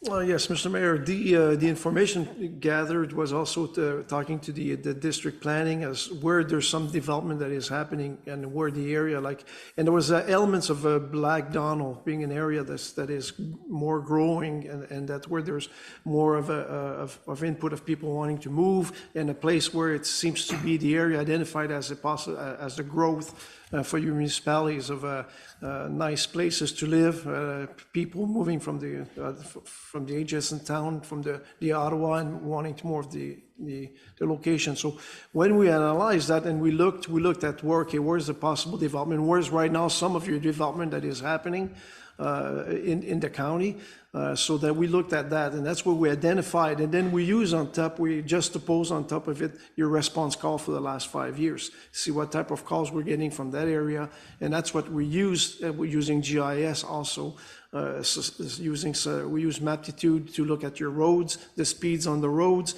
for the fire service, how they would respond. And that's where we looked at the different aspects, and we developed maps based on that of where the possibility of meeting what we called earlier the NFPA standards 1720, which is a standard to look at efficiency and effectiveness of response and from a fire service. And we try to see if we can meet your type of density identifies you as a rural community where you require 14 minutes of response time. So we looked at that aspect of it. So within this, we looked at where would be an area where at least the two stations location right now would be able to meet the requirements that if there's growth and if there's an area of intensity in a black downhole area, then you would be able to meet with the two station of offering the service and meet the requirements to be able to offer your service within reasonable time that would meet the NFPA standards, generally speaking. So that's what, when we looked at it, we looked at considering talking to the development, the planning people, talking to the community, talking to the fire service, everyone that we talk, it seems, and the fire service where their calls are, the response with the development and some of the housing and some of the roads, access to the black downhole. That's why we looked at that area as being okay. When we look at the statistics, where would be the area, if we are to move as stations, where is the area of growth, which will be pretty much in that area between Griffith and Calabogie. And that's why it's very important that if there's more movement in that area, that intensity or intensification will happen in that area. We looked and we calculated the statistics or the analytics based on that information that we had. So. Thank you. Just when I looked at it, my concern was that taking it away from Highway 41, major corridor, from Highway 41, you have the option to go down Centennial Lake Road, or you have the option to go around to Flat Road down to Mount St. Pat. So that it just, when I looked at it, it just confused me that Madawaska Road, if you Madawachan Road, I was about to be corrected, that it goes out to Centennial Road, but if something were to happen on that specific road, it would be blocked from going to the other parts of the community where when I looked at the map and I saw Highway 41 across the Flat Road, Centennial Road, response to a greater area, you had options to get out. Where something happened to that one specific road, you didn't have those options. So that was my concern on that. But I thank you for that and clearing that up. And anybody else with questions, comments, or concerns at this time? No, I thank you for your presentation. Does the resolution need to be reread for council? No? All in favor? That is unanimous. Thank you very much. Carried. Thank you very much, and have a safe drive home, wherever that happens to be tonight. There you go. You should have got you in at the same time as Bruce, and that would have worked together. Okay, thank you very much. Thank you. All right. We'll move on to Section 8, Finance and Administration Department. Oh, sorry, I missed bylaw. I saw emergency again. I skipped over it. We moved to 7.2, bylaw 662023, Emergency Response Program. Resolution 298-23. Do we have a mover? Councillor Thompson, second. Councillor Popke. Resolution, please.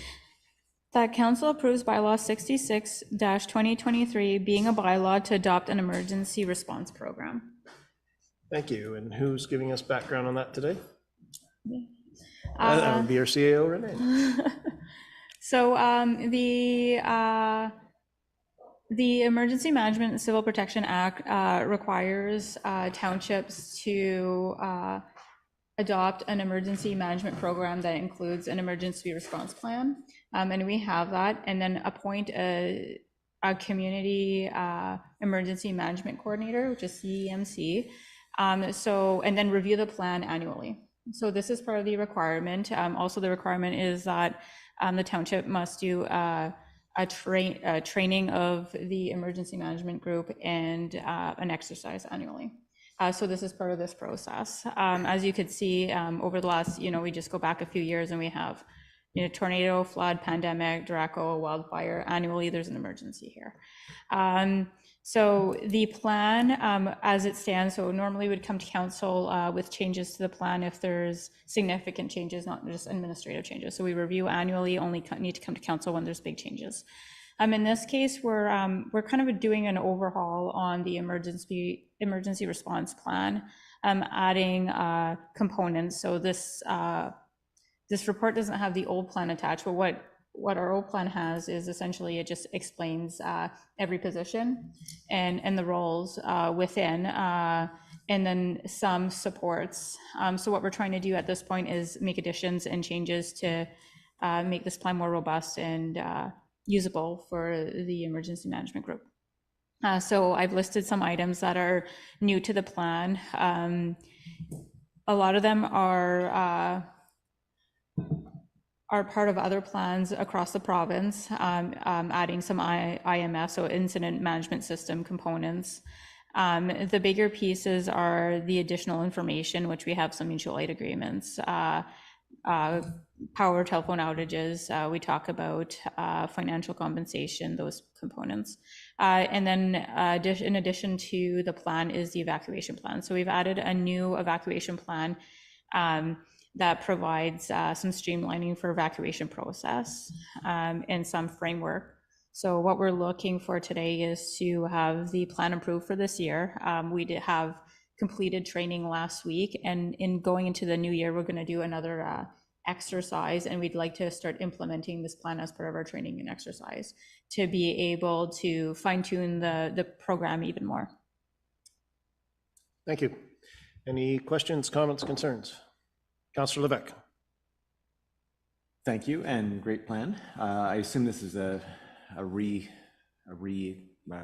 of the update of the one we already have, right? Because I think we saw this last year. Yeah, so it is. It's an update with additions. Yeah. And then as we go forward, we'll be adding more additions to it. Okay. I have a few thoughts, but one is on business continuity. So I don't know, because I've never been told, if I've asked, but where the IT exists and how will we plan to communicate should it not exist? So part of the review, I've listed a few plans that are coming through. Part of the conversations we're having in-house is regarding having a business continuity plan. So there's a lot of components at the provincial level. Emergency Management Ontario doesn't require any of this. So this is part of this review, and as you know, it's one of the objectives as part of the strategic plan also. The intent here is to put more focus into having this robust plan that takes into account business continuity. Okay, great, thank you. So that puts back onto the communication piece, communication alerts, and of course we've talked about our strategic plan and our ability to get the messages out, but also be able to get the messages in, and that's not just to the public, but also amongst ourselves. So I've been through this, and we've done a lot of stuff on business continuity and communication, and we've put fail safes. So if this system doesn't work, we use another system and so on. So there's lots of discussion around the radios and the inability of analog versus digital and all kinds of stuff like that. So can only assume that's all going to be part of that general update. That's correct. Okay, thank you. The evacuation piece, that's a great idea. Are we going to have signage indicating evacuation routes per se? You mean within an emergency? Well, permanent, like as an example, it exists in other places on Ontario roads, for instance, evacuation route.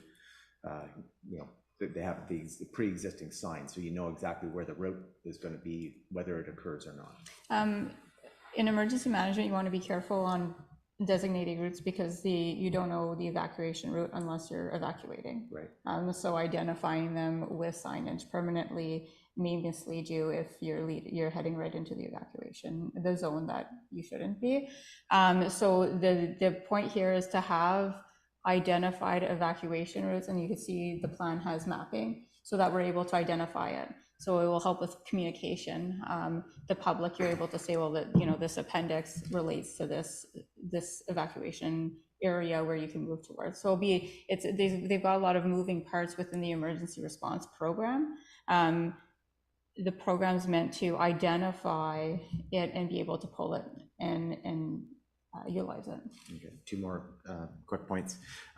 Will the plan or a facsimile of the plan, like in a simpler form, for instance, be made available for the public? This is the plan that's made available for the public. Okay. It goes on our website, it's available, and then behind the scenes, ours is more complex with the annex. Okay.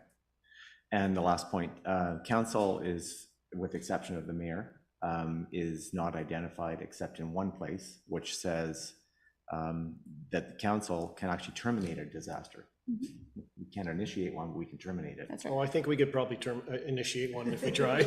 No, I'm saying officially Joking. in the document. As per the Emergency Management Ontario, Yeah. only the mayor, the head of council, is able to activate an emergency. Okay. So beyond that, council's not noted anywhere in the document. So in other words, we don't have an official role of any type. Is that something that we should think about or consider, or are we just going to be named volunteers and called upon? Should we? That is correct. This is the practice as part of Emergency Management Ontario.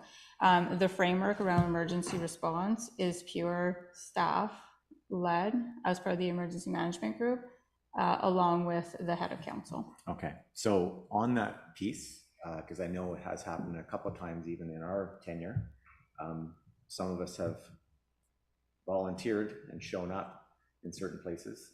So is the guideline we should just sit tight until called upon for any kind of disaster or any kind of community-based event, if you will?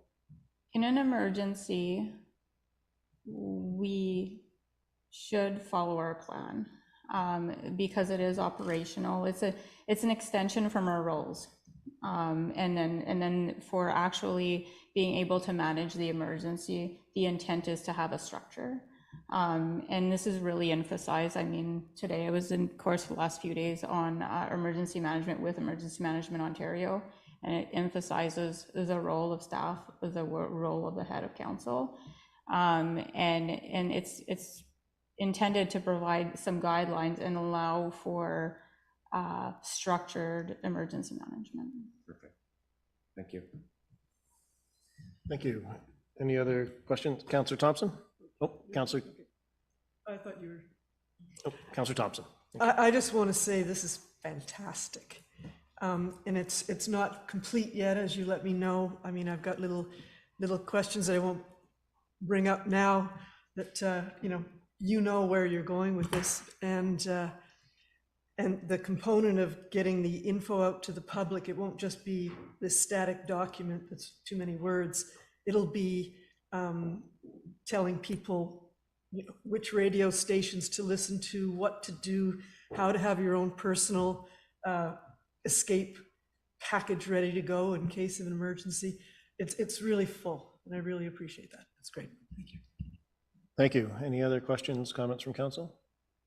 I thank you. And as any emergency situation, this document is a living document. It will change over time as in an emergency, as Councillor Levesque mentioned, evacuation routes. Evacuation routes will change in the actual moment, whether that be a fire, whether it be flood or whatever it is. I think planning to have the evacuation routes mapped out ahead of time so that staff can adapt and move with the actual emergency is, okay, we know this is an evacuation route. However, there's a fire here, there's a flood here. So this would be the proper evacuation for that. So having that documentation and everything is paramount for the staff to be able to do their jobs in these situations. And quite frankly, if called upon and we're needed, then I think we, as all other community members, will step up and step in, because that's the type of community we have. We're all here to support each other. But I thank you for this, and as I say, it's a living document, and looking forward to it. Thank you. And I believe that we need to have a vote on this. All in favor? That is unanimous, so carried. Thank you. We now move on to section 8.1, strategic plan 2023 to -2026, resolution 299-23. Do we have a mover? Councillor Thompson, second Councillor Popke. Background, please. Or resolution? That council, that council approves the 2023 to 2026 strategic plan.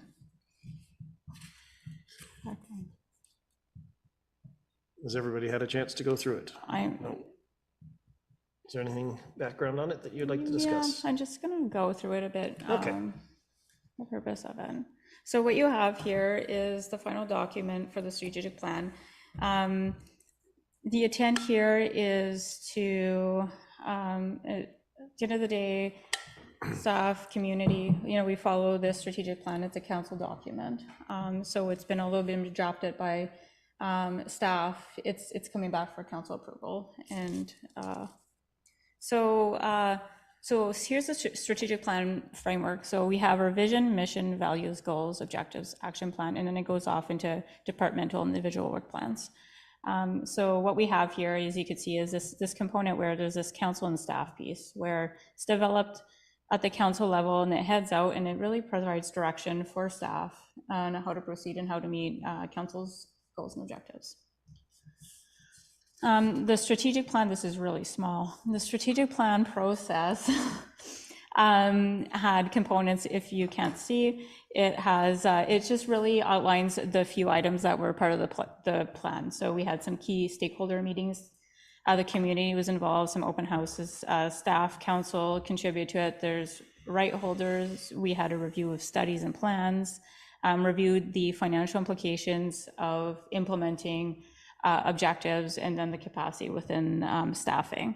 So as part of the process, move over from that. As part of the process, we did hold 2 online surveys with a response rate of 687. And then there was interviews with community stakeholders. There was 20 interviews. And then an open house attended by approximately 75 community members through the 3 areas of the township. So throughout that, we were able to come to council and develop this vision and mission. So we have the vision, and as the township of Greater Madawaska strives to be an inviting, safe, and inclusive community that values and protects its rural character, heritage, and natural environment. And we moved with the mission, we will deliver services and policies that reflect community needs through communication, collaboration, and engagement. The core values that were developed as part of the strategic plan process were accountability, transparency, respect, innovation, and sustainability. So when council came to the table and reviewed from the survey the community's input on what our goals should be, these 4 goals were developed: open communication and engagement, growth management, culture and wellness, and efficient and effective governance. So from there, objectives were developed. And so I'm kind of I'll go through the objectives and then just highlight comments from the open house, because council has been presented that since the meeting, or since the open houses. So on open communication and engagement, we had developing a strategy for open communication and engagement. This was a highlight throughout the 3 wards. Communication was a big piece. In the most of the wards identified that the community doesn't know that these open houses are happening, which is important because it's communication. We had a ward discuss the fact that they don't go online. Connectivity is not great there. Communication through our Facebook and website does not reach out to them. They have newsletters that are dropped off in mailboxes down their area. So this is important. So we're going to take that away. It's going to be part of the strategy. The strategy is going to be going back to almost that old-fashioned way of word of mouth. They talked about that a bit. So this is obviously was one of the big ones that the community felt was important to them. On growth management, the obvious for for a lot of advocacy towards is that advocate for increased connectivity.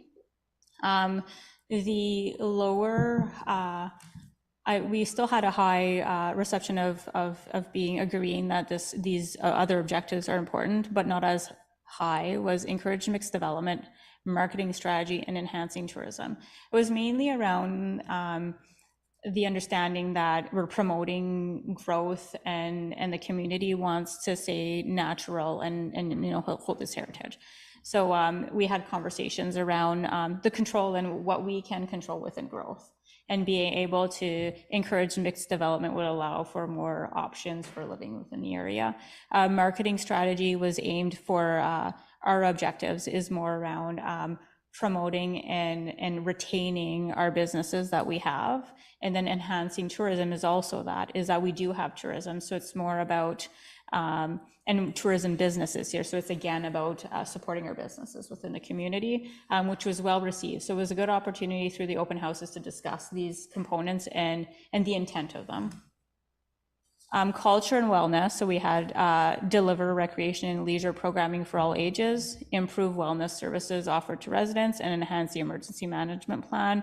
All three items in culture and wellness overall was well received. There has been a need for more delivery of recreation and leisure programming, and then as we heard tonight is this improved wellness or services or health services within the area. And then the last goal is efficient, effective governance. We received support for all of these, which is asset management plan and bringing that up to where it needs to be, a funding strategy, bylaw and policy review, promote waste reduction, and service review. These were all received well. I mean, it's more of some of them are more internal components, but fewer comments. So the comments were more around growth management and communication. So the action plan attached to the strategic plan is, it brings actions on how the staff would move these strategic goals forward, and then some outcomes that we're looking for, and then it really considers the resources we have within the township to be able to move this forward. So we had a comment on one of our, the last survey, and it was that it was a really ambitious strategic plan. I can see that it's mostly based off of, we don't have a large staffing composite. So the actions are based off what we feel we can move forward within what we have, and then within this new role that we have created. And then the most important piece is that annually I would be reporting in, staff would be reporting to me, would be part of this the performance review and goals for staff to move some of these projects forward, and then I would be reporting into council.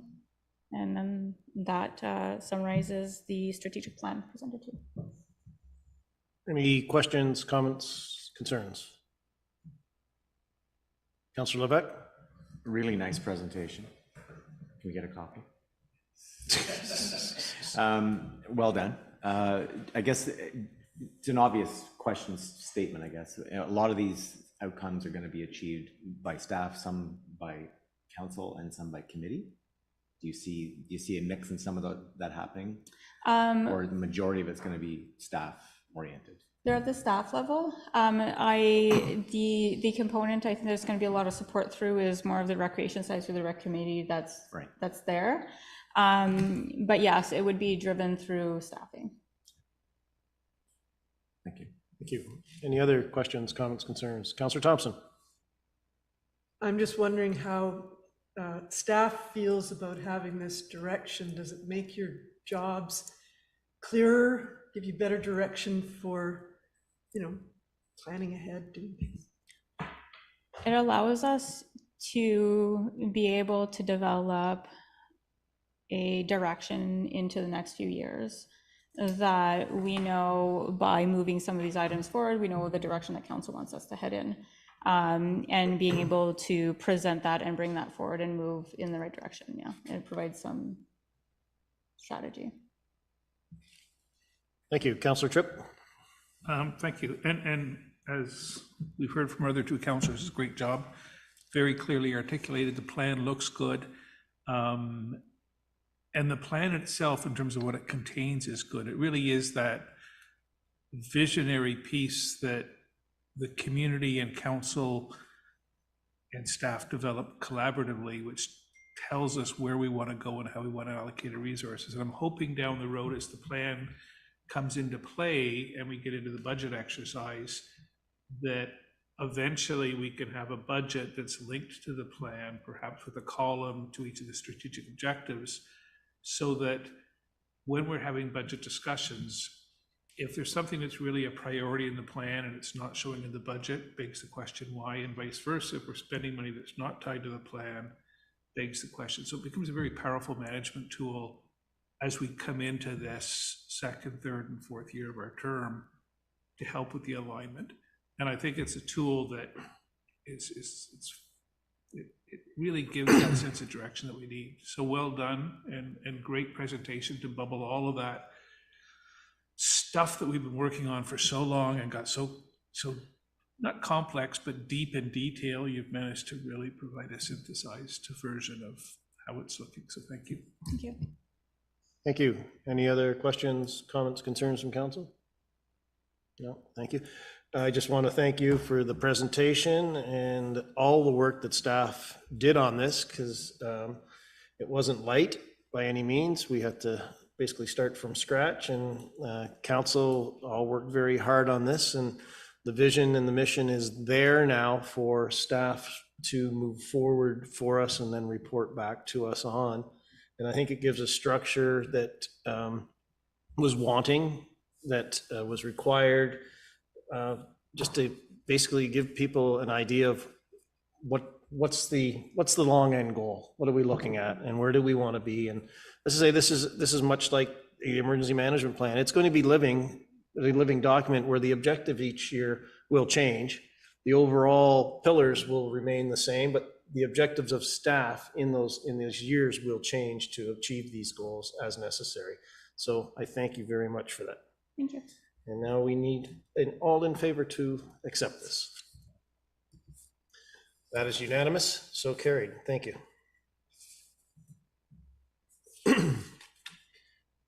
Moving on, 8.2, bylaw 72-2023, debenture, resolution 300-23. Can I have a mover, please? Councillor Tripp, second by Councillor Levesque. And the resolution, please.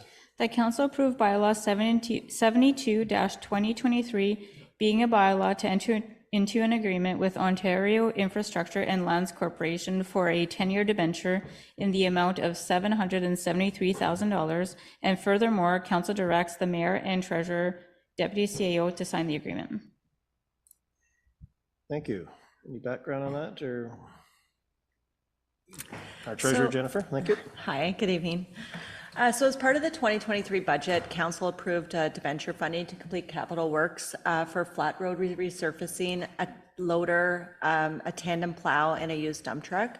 And as the projects are now complete, the attached bylaw is to enter into a formal agreement with Ontario Infrastructure and Lands Corporation for a 10-year 4.71% debenture in the amount of $70.73 based on the actual capital expenses incurred. Thank you. Any questions, comments, concerns? And no, I think that, did I hear 4.7? So that's we are forecasting a little higher than that, I believe. So that's a good news story there. That is a good news story. Okay, thank you. If there's no other questions, all in favor? That is unanimous, so carried. Thank you. Move on to section 9, committees, 9.1, appointment committee members, resolution 301-23. Can we have a mover, please? Councillor Popke, second. Councillor Thompson, resolution, please.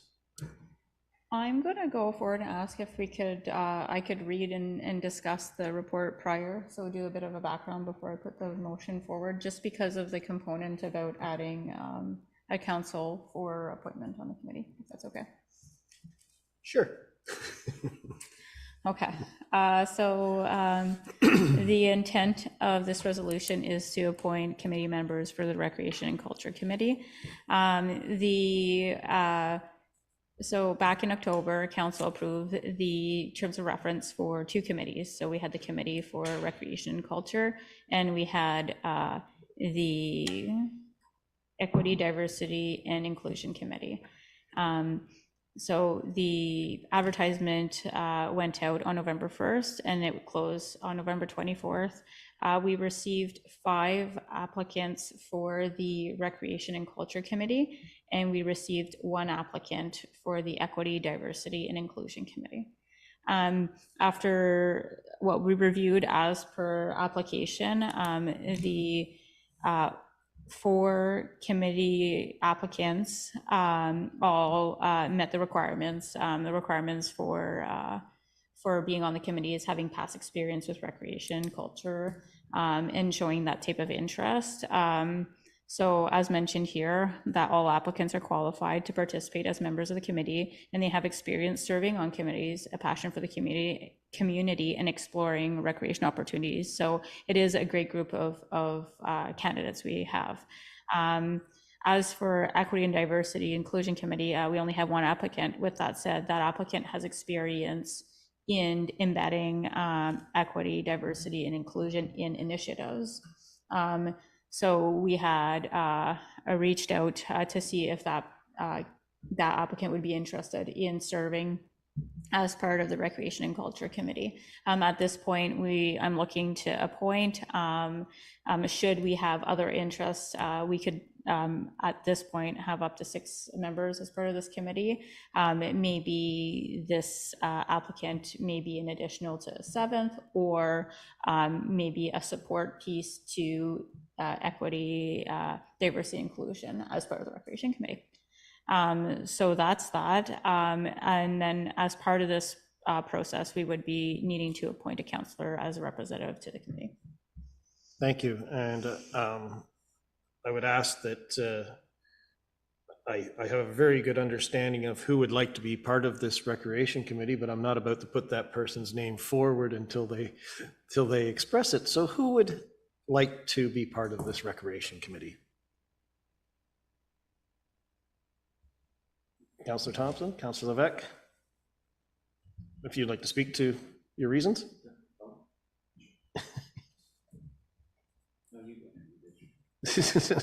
Councillor Thompson.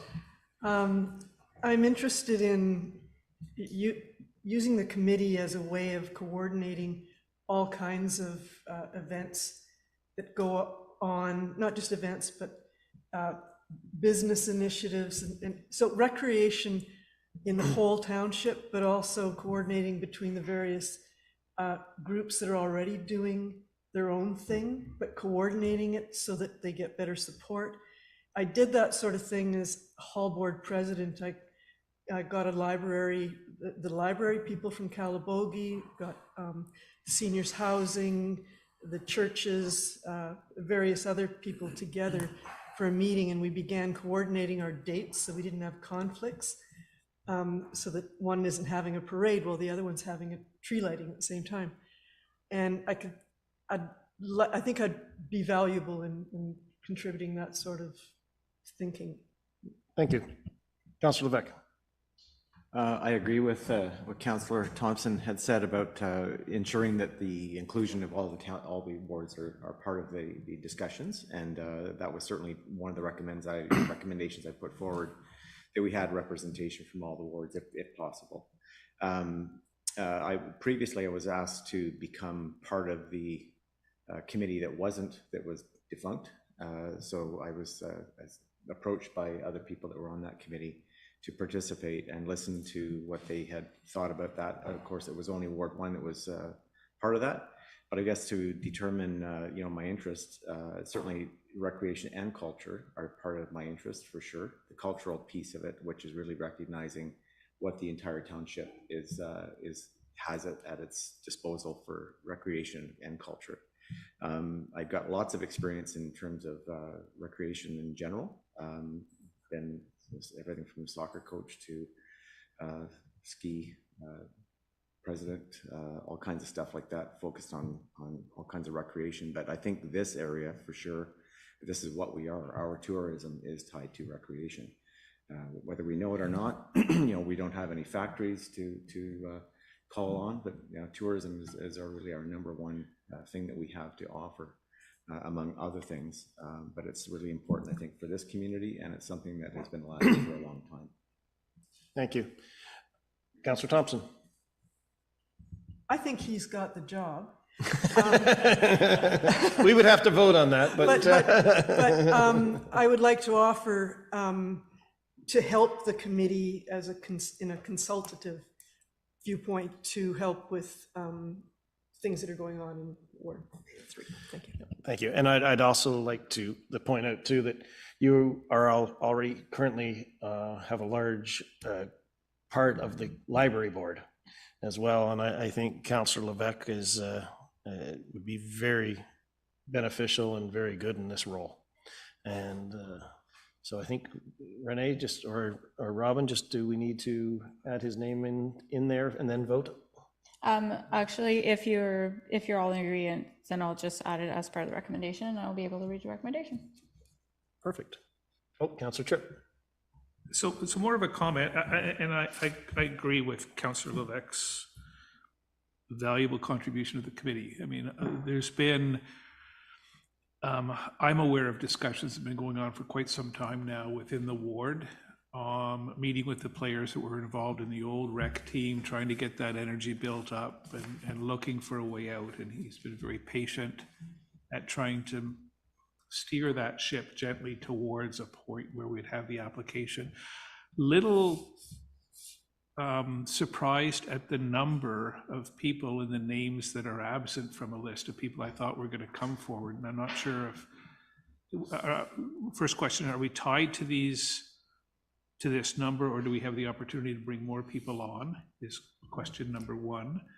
And then question number two is there something that, I'm not sure if there's an issue with why the people who I thought would have been on the committee are not coming on?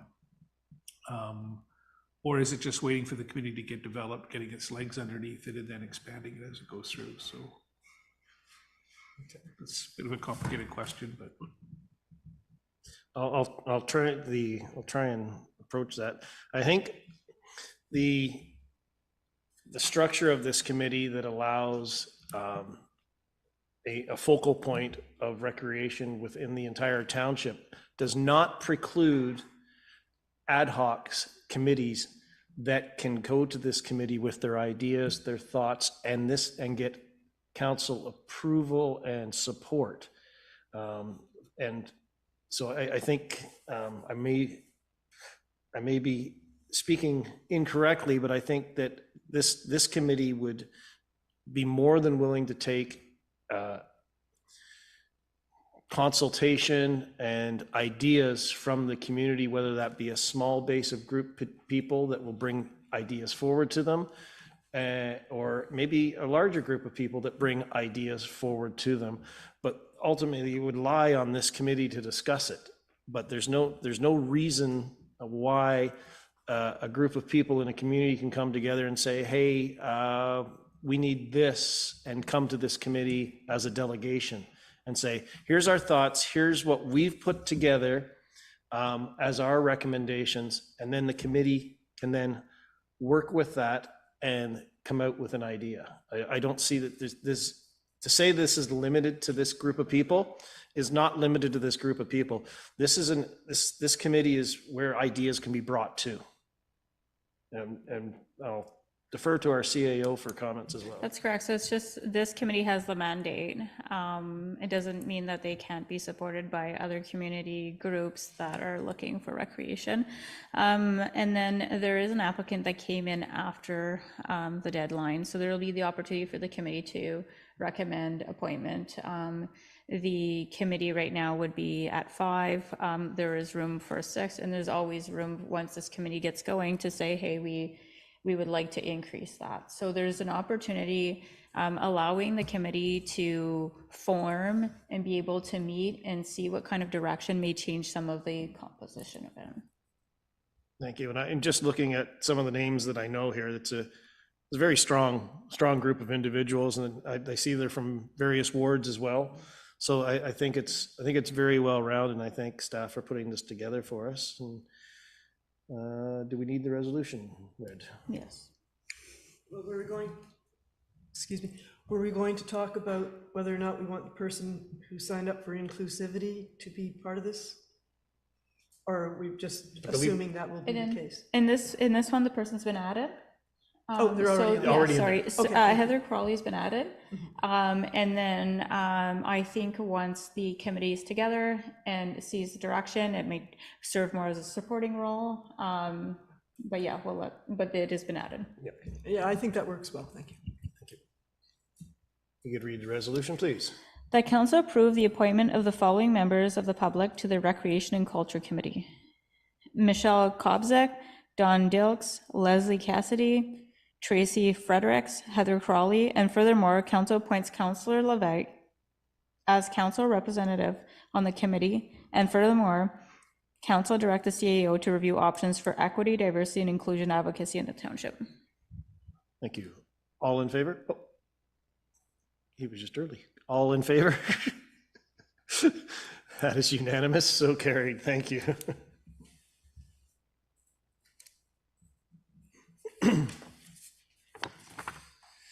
We now move on to other and 10.1. I'd just like to address a year in review. As we enter first year term, we can look back and review our accomplishments.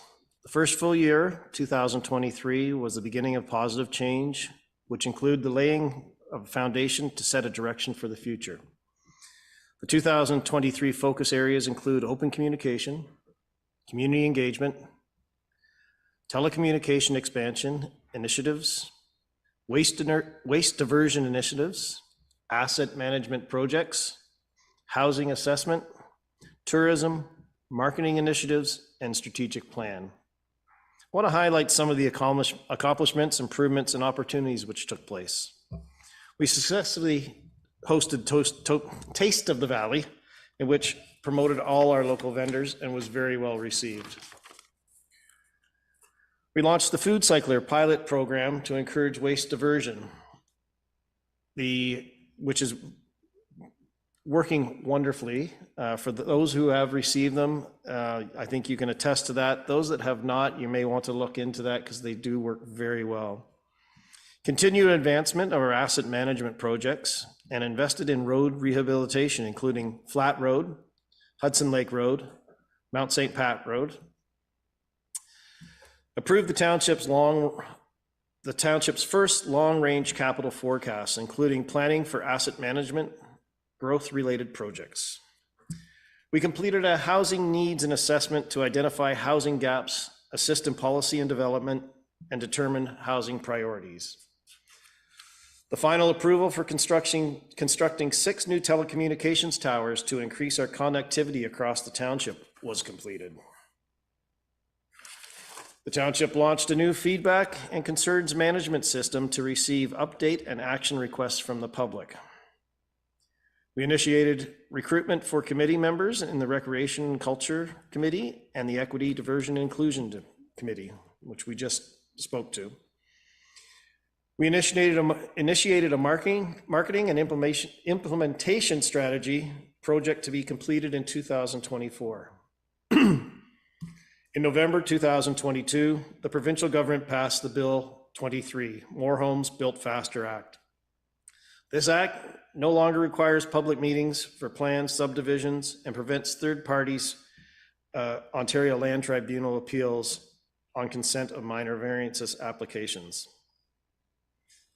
This causes me great concern that the planning and subdivision falls at the county level and takes a great deal of control away from the township. To that end, we had Bruce Howarth here tonight to discuss it with us and tell us our options and just basically more education for ourselves and the public on the current status of it. Council is addressing the inherited annual infrastructure deficit of $1.5 million and significantly undervalued reserves and development charges that have not been increased since 2001. If these increases had taken place since 2001, we wouldn't have had to had this debenture tonight.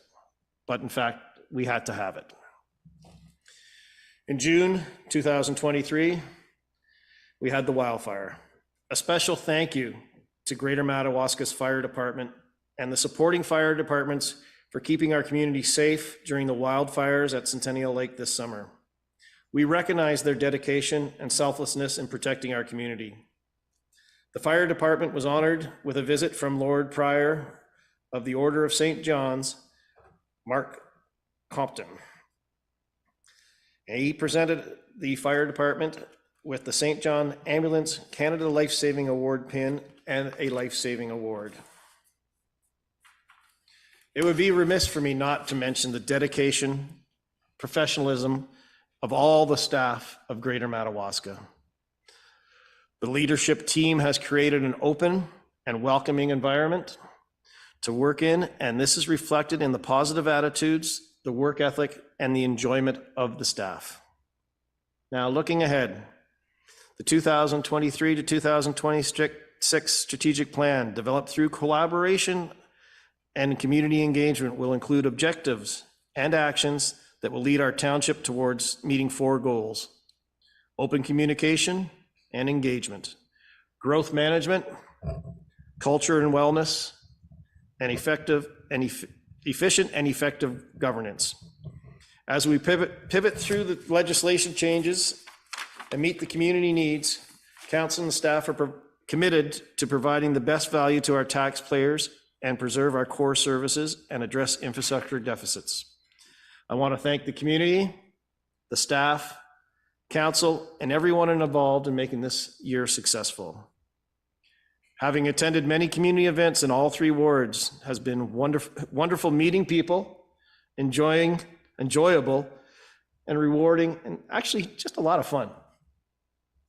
Getting the opportunity to talk to so many people helps me get a better understanding of our needs, wants, and vision for our township. I would like to thank everybody, staff and the community, and everybody else for being patient with me. Every day I strive to learn how to fulfill my duty as mayor for the Township of Greater Madawaska, and I promise you, I will do my best. Thank you.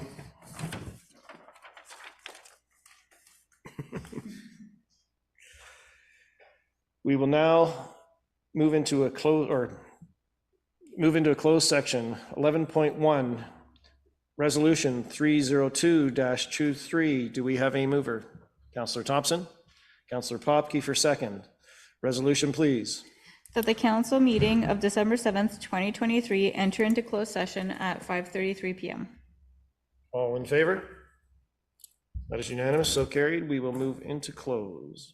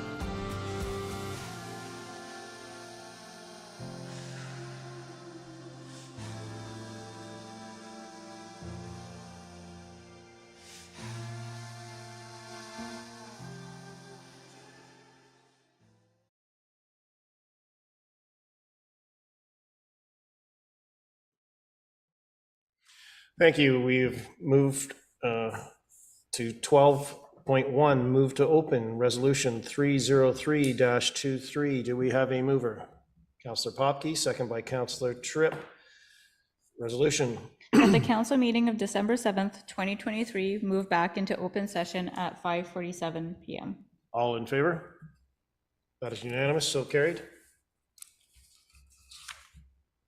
And then to add to moving into closed session, it was pursuant to section 293(2) of the Municipal Act regarding litigation or potential litigation, including matters before administrative tribunals affecting the municipality or local board, specifically Causeway and Smithson Lane. Thank you.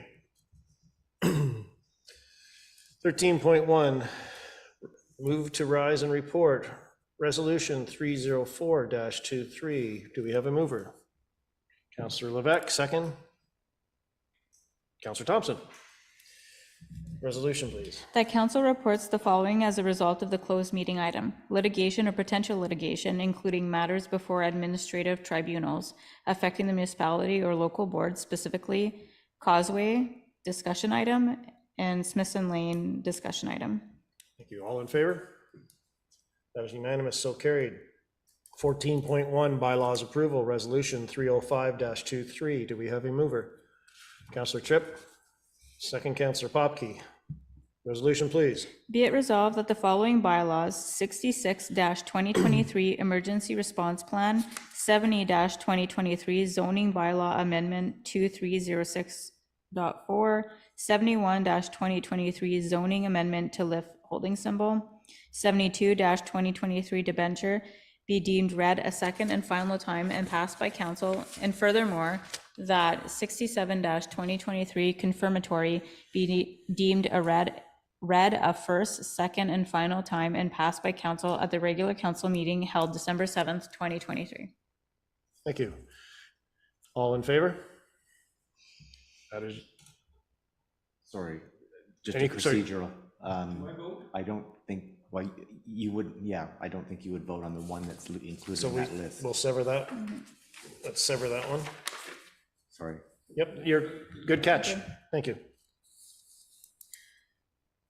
So we'll have to move to sever 71-2023 zoning amendment to lift holdings symbols.